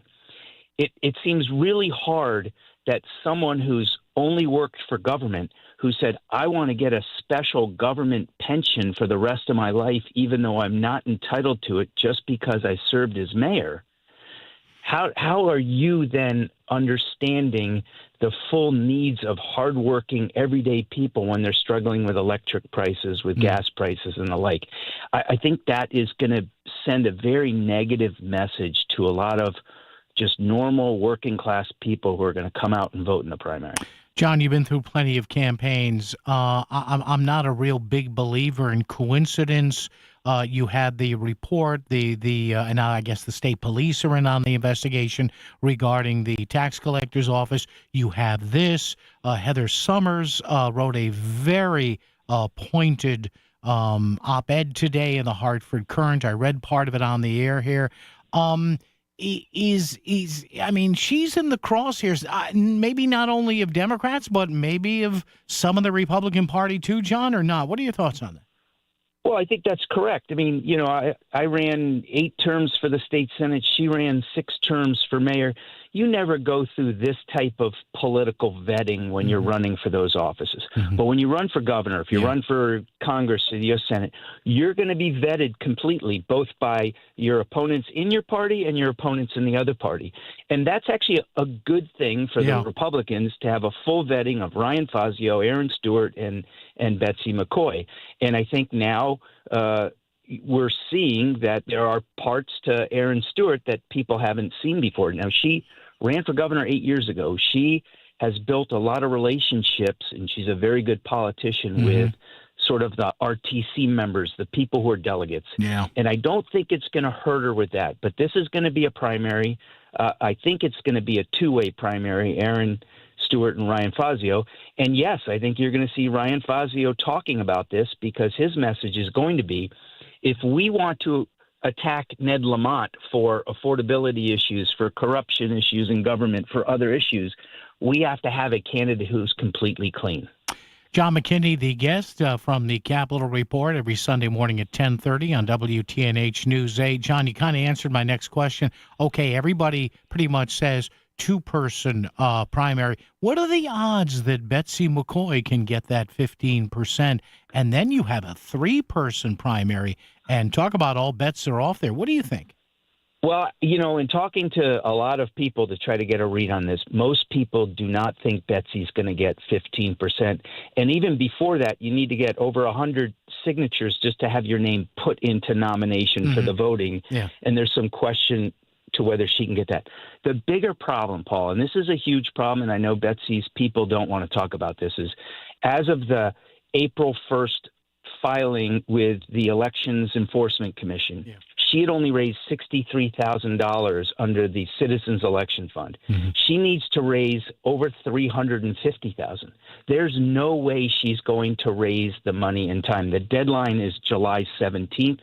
And I have to tell you, if you wait till the deadline on July 17th, you have about 2 weeks to spend $2 million. It's impossible to do. You literally can't buy enough radio spots and TV spots. So I don't think Betsy, even if she gets 15%, will have the money to compete, which means she's just going to be a complete spoiler with no chance to win. So I would hope at that point, even if she gets her 15%, but she doesn't have the money, she would, you know, sit back and say, I need to withdraw. I don't want to be a spoiler. Let the Republicans decide between the two people who have qualified for the state financing. And again, John, I hearken back to something a few years ago, and I don't know her. I hear she's an outstanding person, but again, you have the situation where, and I've gone toe to toe with people on my show about this, and I don't care. There's no way you tell me that Themis Claridis would not have run a closer race, maybe losing, but a tighter race against Richard Blumenthal than Leora Levy did, for all the good Mrs. Levy has done for the party. But I wonder if there are some people, John, who kind of would like to see, you know, the more conservative elements of the party who, for some reason, for policy, don't like Aaron Stewart. Well, I completely agree with you. I found myself in a similar situation in a primary with Tom Foley in 2014. My message was we need to pick the most conservative candidate who can win. Yeah. Not the most conservative. There's an and part there. But, you know, the reality is there are many Republicans who say, no, we're going to pick the most conservative person because that's what we believe in, and let's go try it. Now, you know, I'm sort of a student of political history. The last incumbent governor in Connecticut to lose an election was 1954. Wow. The last incumbent Democrat to lose an election was 1950. Wow. So it has been 75, 76 years since a Republican candidate has beaten a Democratic incumbent governor. So there's a huge advantage. Obviously, the race is won by getting a majority of the unaffiliated voters to vote for the Republican candidate. And there's a reason why they're unaffiliated, because they don't align with either party, which is why you need to speak to them, and that tends to be a more centrist message. And finally, John McKinney, I've asked you this before, your updated thoughts on the Democratic side. Josh Elliott, if he gets the 15%, which from what I read now, a lot of people think he will, that doesn't mean he's going to go through with it. You think he would or not? I don't know. I do think he'll get his 15%. There is a chance, you know, when you get to conventions, you have a round of voting, but then at the end of the round of voting, they ask people if they want to switch their vote. Yeah. Maybe the governor's team, if Josh Elliott gets his 15 to 20%, can then convince people, okay, you've made your protest vote, switch, and let's not have a primary. But Josh Elliott also has a problem. He is not qualified for the Citizens Election Fund yet either. Yeah. So, again, you're looking at such a short window to spend money. The latest University of New Hampshire poll had Governor Lamont 52%, Josh Elliott 18%. I've seen those numbers myself. Those are almost insurmountable if you don't have enough money and enough time to make the fight. We know Governor Lamont has enough money. He's already doing digital ads all over the place. And it's going to be very difficult for Josh Elliott. By the way, he's still trying to run for his old state rep. Yeah. And that is really my message to him, which is, wait, I thought you were an outsider making this claim that you were going to go and be the progressive Democratic Socialist, but yet you still are an insider because you want to keep your state rep seat. I think that's a big sign that he's not really as serious as you should be. I gave up my state Senate seat all or nothing in a primary. I lost, learned to live another day, but he's not willing to do that. It's very surprising. John McKinney from the Capitol Report with Tom Dudzik and the whole crew there, with John coming up Sunday morning, 10:30 on WTNH News 8. John, till next week. Thank you, sir. Appreciate it. Take care. Thank you. All okay, right, bye-bye. There you go. John McKinney, good guy. A staple, a fixture in Fairfield County politics for years. Yeah. Is Josh Elliott going to I think he's going to do it. I just think the progressive left in the state is really upset enough, especially with the perception they perceive that Ned Lamont this is not me saying this, that he's kowtowing to a lot of rich folks on the Gold Coast, and he will not raise taxes, so we shall see. Good stuff there. John McKinney, right here on WICC. WICC Smart MLS Right Now Traffic. A heavy ride out of Greenwich on 95 from the state line up to about exit 9, opening a little bit through Darien. A very heavy ride into Westport, too. It's about 40 minutes now, Norwalk to Bridgeport. Lower end of the Parkway, delays out of exit 5 in Greenwich up through Stamford. A lot of volume, Route 7 getting up into Westport. Fairfield side is more patchy and volume. 8 and 25 connector okay. Route 8's building into the valley towards the Commodore Hall Bridge. Tom Colangelo, WICC traffic. Partly cloudy this evening and tonight with a low in the low 40s. Friday sunny with a high 60. Partly sunny Saturday with an isolated shower and a high in the upper 50s. I'm meteorologist Paul Piorek on WICC. Prepare lab for prize loading. $50, $100, $250, and $500 top prizes added. The new loaded scratch tickets from the Connecticut Lottery are loaded with so many prizes, you'd think they were built in a lab and engineered for serious cash. Maximum prizes loaded. Play today. Overall odds, $50 loaded, 1 in 5.51. $100 loaded, 1 in 5.31. $250 loaded, 1 in 4.80. $500 loaded, 1 in 4.41. Must be 18 or older. Problem gambling helpline, 888-789-7777. Hi, I'm Lee Gainham, that garden guy from Gainham's Garden Center and Florist in Fairfield. Do you have questions about your garden? Tune into that garden guy Sunday mornings at 9 for an hour of lively talk about your favorite pastimes. We'll have weekly do's and don'ts and gardening tips of the week for our specific area, and we'll take your phone call so we can offer solutions to problems you may be having in your lawn and garden right now. Call in and talk with me, that garden guy, Sunday mornings at 9 on WICC 600 and 95.9. Wesley Financial Group is not a law firm. Ask yourself this question. Is it really worth holding on to that timeshare that you know you need to get rid of? Here's the truth. The average maintenance fee just went up over 17%. That could have been 117%, and there's nothing you can do about it. When you buy a timeshare, you give them a blank check for annual maintenance and assessment fees. I'm Chuck McDowell, founder of Wesley Financial Group. For 15 years, I've helped over 50,000 families cancel their timeshare. Not sell it, not transfer it, cancel it.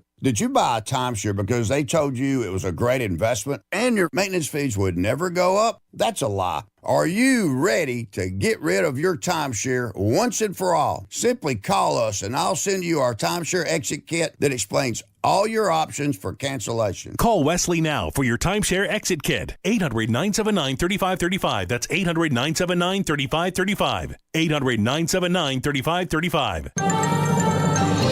This is WICC 695.9, the voice of Connecticut.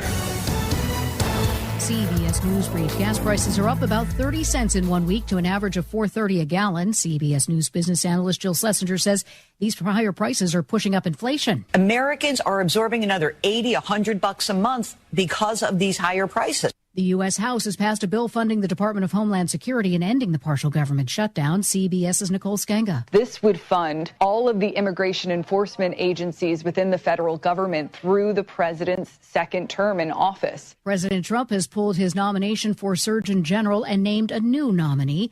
Our Linda Kenyon reports from the White House. President Trump has named Dr. Nicole Saphier for Surgeon General following the stalled nomination of Casey Means. On social media, the president called Dr. Saphier a star physician who has spent her career guiding women facing breast cancer. Britney Spears is charged with driving under the influence of alcohol and drugs. CBS News Brief, I'm Jennifer Kuiper. WICC 695.9, Voice of Connecticut Local News Update. Police are looking for a 50-year-old local man missing in the Naugatuck State Forest in Oxford.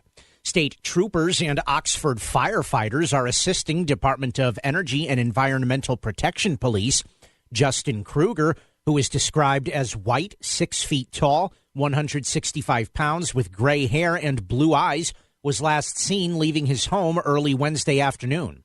His vehicle was found near the Oxford Reservoir. State health officials are reporting a confirmed case of the rare bacteria Vibrio vulnificus, which occurred in February and resulted in the patient's recovery. The infection, which can be found in warm and brackish coastal waters, is known in severe cases to cause serious illness and even, quote, flesh-eating complications, according to the infectious disease experts at Hartford Healthcare. Doctors say cases are becoming more common in northern states as temperatures rise, with climate change likely contributing to the trend. While health officials note that only a small number of cases are expected annually, they urge the public to take precautions such as avoiding swimming with open wounds and being cautious with raw seafood, especially as the summer approaches. Gun dealers say customers are rushing to buy, quote, convertible pistols before they're banned. A House bill to ban the handguns that can be converted into machine guns using a specialty device was endorsed by Governor Ned Lamont in February and passed in the House this week. Gun retailers are saying it's caused a spike in a specific type of Glock handgun that is accounting for roughly 30% of some retailers' sales. Data shows that handgun sales in the state increased by 19% from February to March this year. Sales in March of 2026 were 33% higher than March of 2025. A final farewell today for Archbishop Emeritus Henry J. Mansell of the Archdiocese of Hartford. There was a mass of Christian burial this morning at the Cathedral of St. Joseph. Mansell was 88 years old when he died April 21st. He served as Archbishop from 2003, taking over for Daniel Cronin, until his retirement in 2013 when he was succeeded by Leonard Blair. Mansell was to be buried at Mount St. Benedict Cemetery in Bloomfield. 2 babies were given to Connecticut hospitals this month under the state's Safe Havens Act. The Department of Children and Families say the babies were surrendered to Yale New Haven Hospital and the Connecticut Children's at the University of Connecticut Health Center. The act was put into effect 25 years ago, allowing parents to give up their infant children anonymously without the threat of prosecution. The baby is then placed into an adoptive home pre-approved by DCF. Lieutenant Governor Susan Bysowitz spoke about the importance of the act at the Capitol Wednesday. For those women who find themselves in a situation where they deliver a baby and they cannot or they do not want to raise that baby, they may feel incredibly isolated and challenged and judged, and they may feel they have nowhere to turn. And that's where this program comes in. Parents who surrender their babies have 30 days to change their mind. A hiring and spending freeze is underway in Milford. Mayor Rich Smith implemented the freeze to compensate for overspending while budget talks continue. The city will stop hiring and non-essential operational spending until the end of the fiscal year on June 30th. The mayor of New Britain is being sued.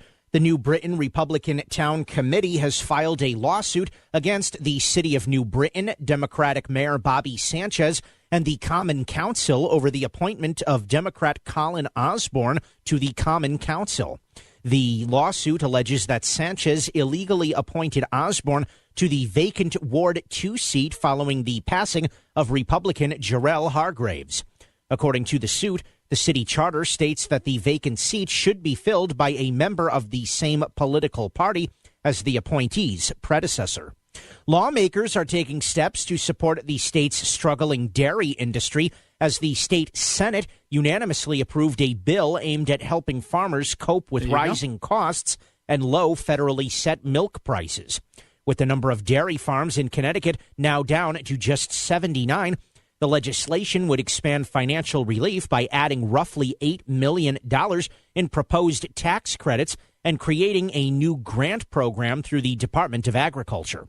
The bill calls for a working group to develop long-term solutions, including tax relief and increased processing capacity, while rolling back certain farmland property taxes. The measure now heads to the House and, if signed by the governor, would provide both immediate and future support for the industry. State legislators are approving raises for 42,000 state employees. The Senate approved the raises on a 26-10 vote on mostly party lines as Republicans, including House Minority Leader Vin Candelora, argued the workers were already being paid enough. We're prioritizing our state workers over our taxpayers. That's issue number one. We haven't gone far enough in addressing the affordability issue in the state of Connecticut. The state House approved the measure hours after the Senate on a 107-42 vote, with 6 Republicans crossing over to vote with the Democrats. The plan is expected to cost $2 billion over the next 4 years. Groton Republican State Senator Heather Summers notes that Connecticut state employees are already the second highest paid group in the country, only behind workers in California. And a contract agreement is reached with Connecticut's state employee union. The contract with the State Employees Bargaining Coalition calls for annual 2.5% pay raises for 3 years. The move means more than 40,000 state employees will get raises after the state legislature approved the union contract. I'm Chris Williams with WICC News. WICC Smart MLS Right Now Traffic. A heavy ride out of Greenwich on 95 from the state line up to about exit 9, opening a little bit through Darien. A very heavy ride into Westport, too. It's about 40 minutes now, Norwalk to Bridgeport. Lower end of the Parkway, delays out of exit 5 in Greenwich up through Stamford. A lot of volume, Route 7 getting up into Westport. Fairfield side is more patchy and volume. 8 and 25 connector okay. Route 8's building into the valley towards the Commodore Hall Bridge. Tom Colangelo, WICC traffic. For this evening and tonight, generally fair with a low in the low 40s. Friday, sunny with a high of 60. Saturday, partly sunny with a shower and a high in the upper 50s. I'm meteorologist Paul Piorek on WICC. If Fairfield is talking about it, so is Paul. Connecticut Today with Paul Piselli on WICC 600 and 95.9, the voice of Connecticut. All right, little time if you want to get in here, about 20, 22 minutes or so, whatever's on your mind. Open phones as we wrap this sucker up for Thursday for the month of April into May 1st tomorrow on Friday. 203-333-9422, 333-WICC. Somebody reminded me here that I should give the price of diesel when I give the gas prices, because, as this person points out, diesel moves the country. So let me go back and correct the error of my ways. Diesel today, currently in Connecticut, $5.82 a gallon. 1 year ago, $3.78 a gallon. So you're up $2.04 a gallon. From a week ago, very little movement, virtually the same thing. So thank that person for reminding me. Yes, there you go. Somebody said here also, hey, Paul, fill your tank. Then every time you get a half a tank, fill it up. It won't be as painful. Yeah, that's a good point, too. In our earlier discussion about gas and gasoline prices, because because obviously before things turn around to the Middle East, if they ever do in the short term, if you wait till it's empty to fill it up, then everything in the tank is going to be the new higher price, right? So go with a half a tank there. Yes, I go gallon by gallon. Get a little tight on money at the end of the month. Let me buy my 2 gallons. 2 gallons to get here and back. 1 gallon down from Wallingford, 1 gallon back. That's it. And as it pertains to, I guess, the speed cameras. Now, and I brought this up because the Greenwich still has their speed cameras, their red light cameras, whatever. They are turned off. And they say they're going to stay turned off for at least another 2 weeks. So Town Hall, 7 o'clock in 2 weeks on the 14th of May, there's going to be an informational meeting about the cameras in Greenwich. A lot of people don't like them. A lot of people don't like them in other cities and towns. But again, you are told numerous times where these suckers are. Most of them are in school zones. So you have a choice. You could either drive really slowly in the school zone as you're supposed to, or how about this? You can avoid the school zone altogether if you're not dropping any of the little ones at school. This person said, I was talking about how I think I got nailed by one of the new ones in Milford. I'm not sure. One of the other technicians in another work van, this person said, got nailed about a month and a half ago speeding in that area, and we all had to get the work email sent to everybody. Well, yeah. And as far as the signs are white reflective signs. I've seen them. Yeah, they're 16 by 20, maybe 18 by 24 with black graphics, black lettering and big graphics. And they say they either show a detail of a stoplight or something else, and it says is speed enforced or camera enforced. So again, we're not going back on this. We're not, and the police like this too because it's called a force multiplier. In other words, yeah, you'll slow down if you see a police car there, but the minute the car leaves, see you later. And I know there are people that insist this is unconstitutional. It's not. There have been test cases all over the country. You can look them up. It's not. Now, if and again, too, part of the law that these speed cameras and stoplight, especially for the stoplight cameras, every photo is reviewed by a cop. So, although the camera technology is automatic on this, the actual sending of the tickets is not. Or at least that's what we're told. And there is an appeal process, I think. So there you go. I swear I think I got at least a warning in my mailbox. I'm just afraid to go look. Barbara in Derby is here. Hi, Barbara. How are you? Good afternoon, Paul. How are you? I'm good, Barbara. What's on your mind?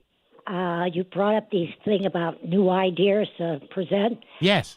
I'm sure you know that the Connecticut legislative is introducing a new bill to stop the legal advertisements in print in newspapers. Yeah. And I think that is absolutely ridiculous due to the fact that not everybody's going to sit at a computer and try to find what's going on in their area. Not only their town, but the surrounding areas around them. And I'm saying, what else? He's giving raises to his employees continuously, which I just heard on the radio. Yeah. And now, and he takes away things that are really, really important for the residents of various towns. And the newspapers aren't happy, Barbara, because even in this day and age, they still made significant money from having to run those legal announcements in a newspaper. You're right. Yes, absolutely. But it's important for the city residents and the state residents to know what's going on. Nobody's going to sit at their computer and say, oh, okay, what town should I look up today and where are the legal things? Yeah, right. God, I mean, come on. I know, Barbara. I know. Thanks, Paul. Thanks, Barbara. Appreciate it. Yeah, and I don't know whether that was, and Barbara, thanks for bringing that up. I don't know whether that was signed yet, but yeah, they're amending the law here in the state. They want to, as Barbara reminded us, that would change the requirement that cities and towns and municipalities, you've seen these in paper, legal notices, planning and zoning meetings, notice of a zoning meeting, I think for, somebody's liquor permit or something like that. You got the big signs out there too, where you can always tell whether there's going to be a new restaurant or a new bar or somebody's changed hands on a liquor permit. A lot of that stuff you used to have to run in a paper, which are going away too. I don't know how much longer we're going to have physical papers. I mean, they're still out there, but a buddy of mine told me this. He must have told me this, and an old newspaper friend of mine, who will go nameless, but you'd recognize the name. I remember sitting in my office 22 years ago, and we were laughing about it on the phone because I used to call in some of our sports listings to this guy, and he said, Paul, I said, yeah.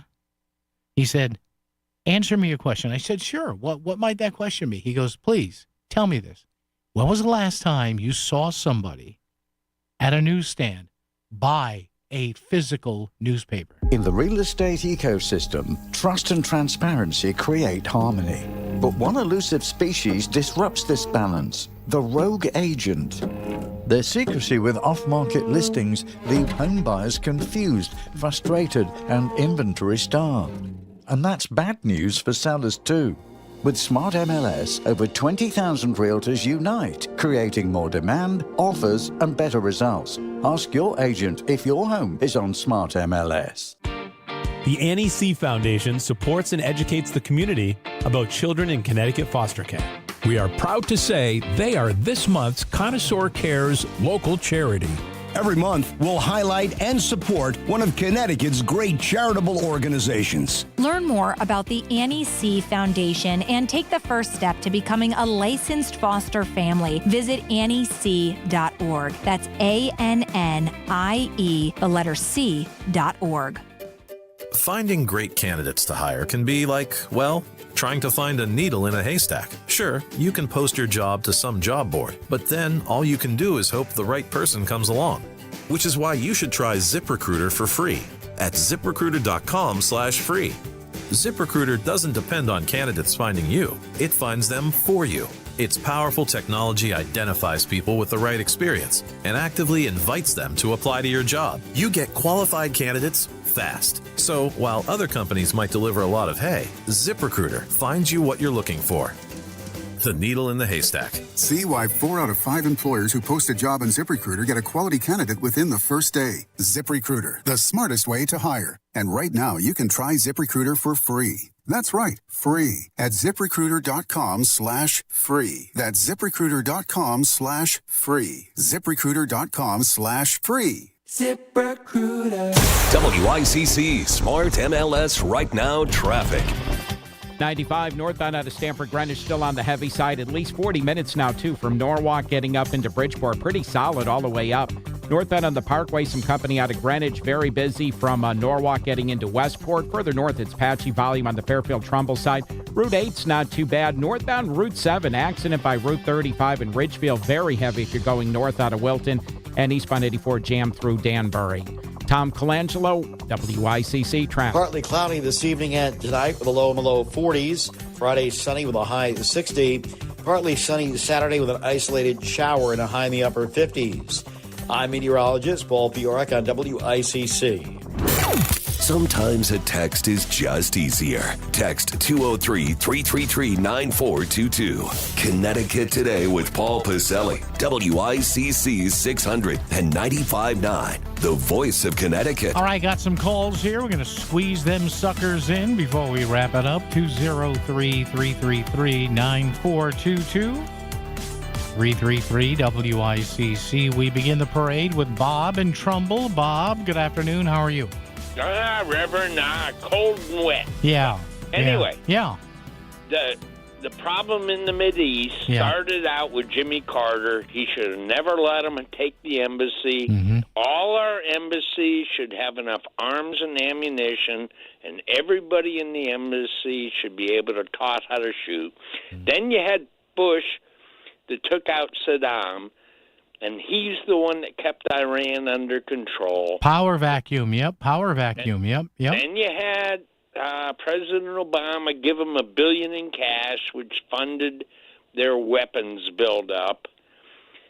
And now you talk about voting in Connecticut. Yes.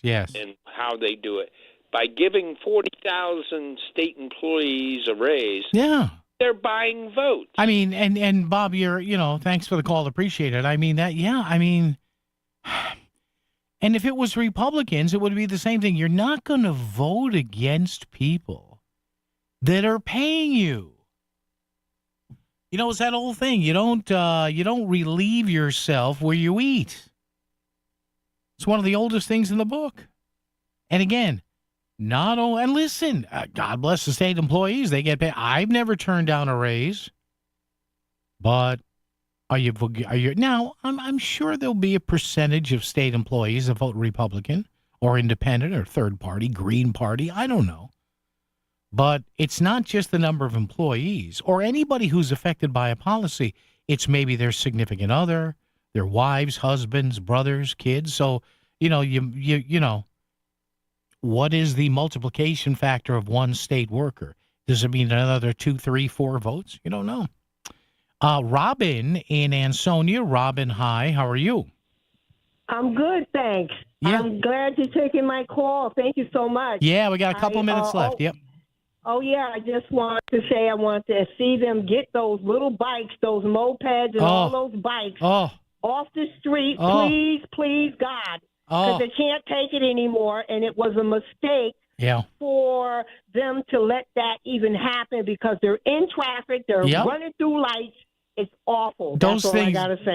Robin, thank you. Appreciate it. Robin. Amen 1,000 times. Those electric scooters, they should all be illegal. They should all be illegal. Now, you want to have a licensed motorcycle, something with to me, if it doesn't need a license plate, they should all be illegal. Even in my town, zipping up and down the sidewalks, almost hitting people. I saw one moron almost hit a mother or somebody with a baby in a stroller. I mean, come on, please. I am so tempted when they blow past me just to put out my forearm. Just a nice clothesline. But I don't do it, because it's too much paperwork, and I'll probably get beat up in the process. But, Robin, you are right. Those things, if it doesn't have a license plate, it should be illegal. Bicycles. We all had bicycles, nothing with a motor on it. See, but the thing is, as was explained in a story I read, very quietly, a lot of the parents like those because they're motorized and the kids can go to soccer practice or back to school or to gymnastics practice, or they can run to the store, which may be 4 or 5 miles away to get mom something she can't get at the corner store. So, as hazardous as they are, a lot of the parents are like, oh, my God, no, that's not my little man. He's such a safe rider. Yeah, okay, baby. You got it, lady. All right, toots. How's that, babe? Let's wrap it up with Dave in Branford. Dave, how are you? I do all right. Paul, funny, I see more kids on those electric bikes than the kind you pedal yourself. That's what I mean, yeah. They should all be illegal. They should all be illegal. Well, I don't know about that, but it's almost uncool to have a pedal it yourself. Oh, yeah. My comment is some of it is based on your news today. Yeah. The state employee raise at 3 times 2.5%. Not bad. It is inaccurate, and I am a little upset about it. The annual increment as per the CBAC agreement, the state employee bargaining agreement, they get that step increase every year. Yep. Mm-hmm. And they do not include that as part of the 2.5% raise. But that is, I am shocked that the media does not include that, because the taxpayers are paying for the 2.5% raise, which is negotiated, and they just ignore the automatic 2% increment raise that everyone gets because you have one more year of seniority. Yeah. I consider that a lack of truth in the media. And so thanks for letting me say it. All right. Thank you, Dave. Appreciate that. Yeah, he's right. There's a step increase with that, too. Basically, you showed up to work. So we're going to give you another X percent for showing up to work. And again, I don't besmirch, honestly, anybody for taking any raise that's offered to them. You'd be out of here. If somebody says, hey, whether we think you're doing a good job or not, your union has legally and properly negotiated a raise, so there you go. Of course you're going to say yes. Of course you're going to say yes. Although we did hear, I think Chris had it in the news today or somebody, Connecticut state employees are the second best compensated employees in the country next to California. I mean, really?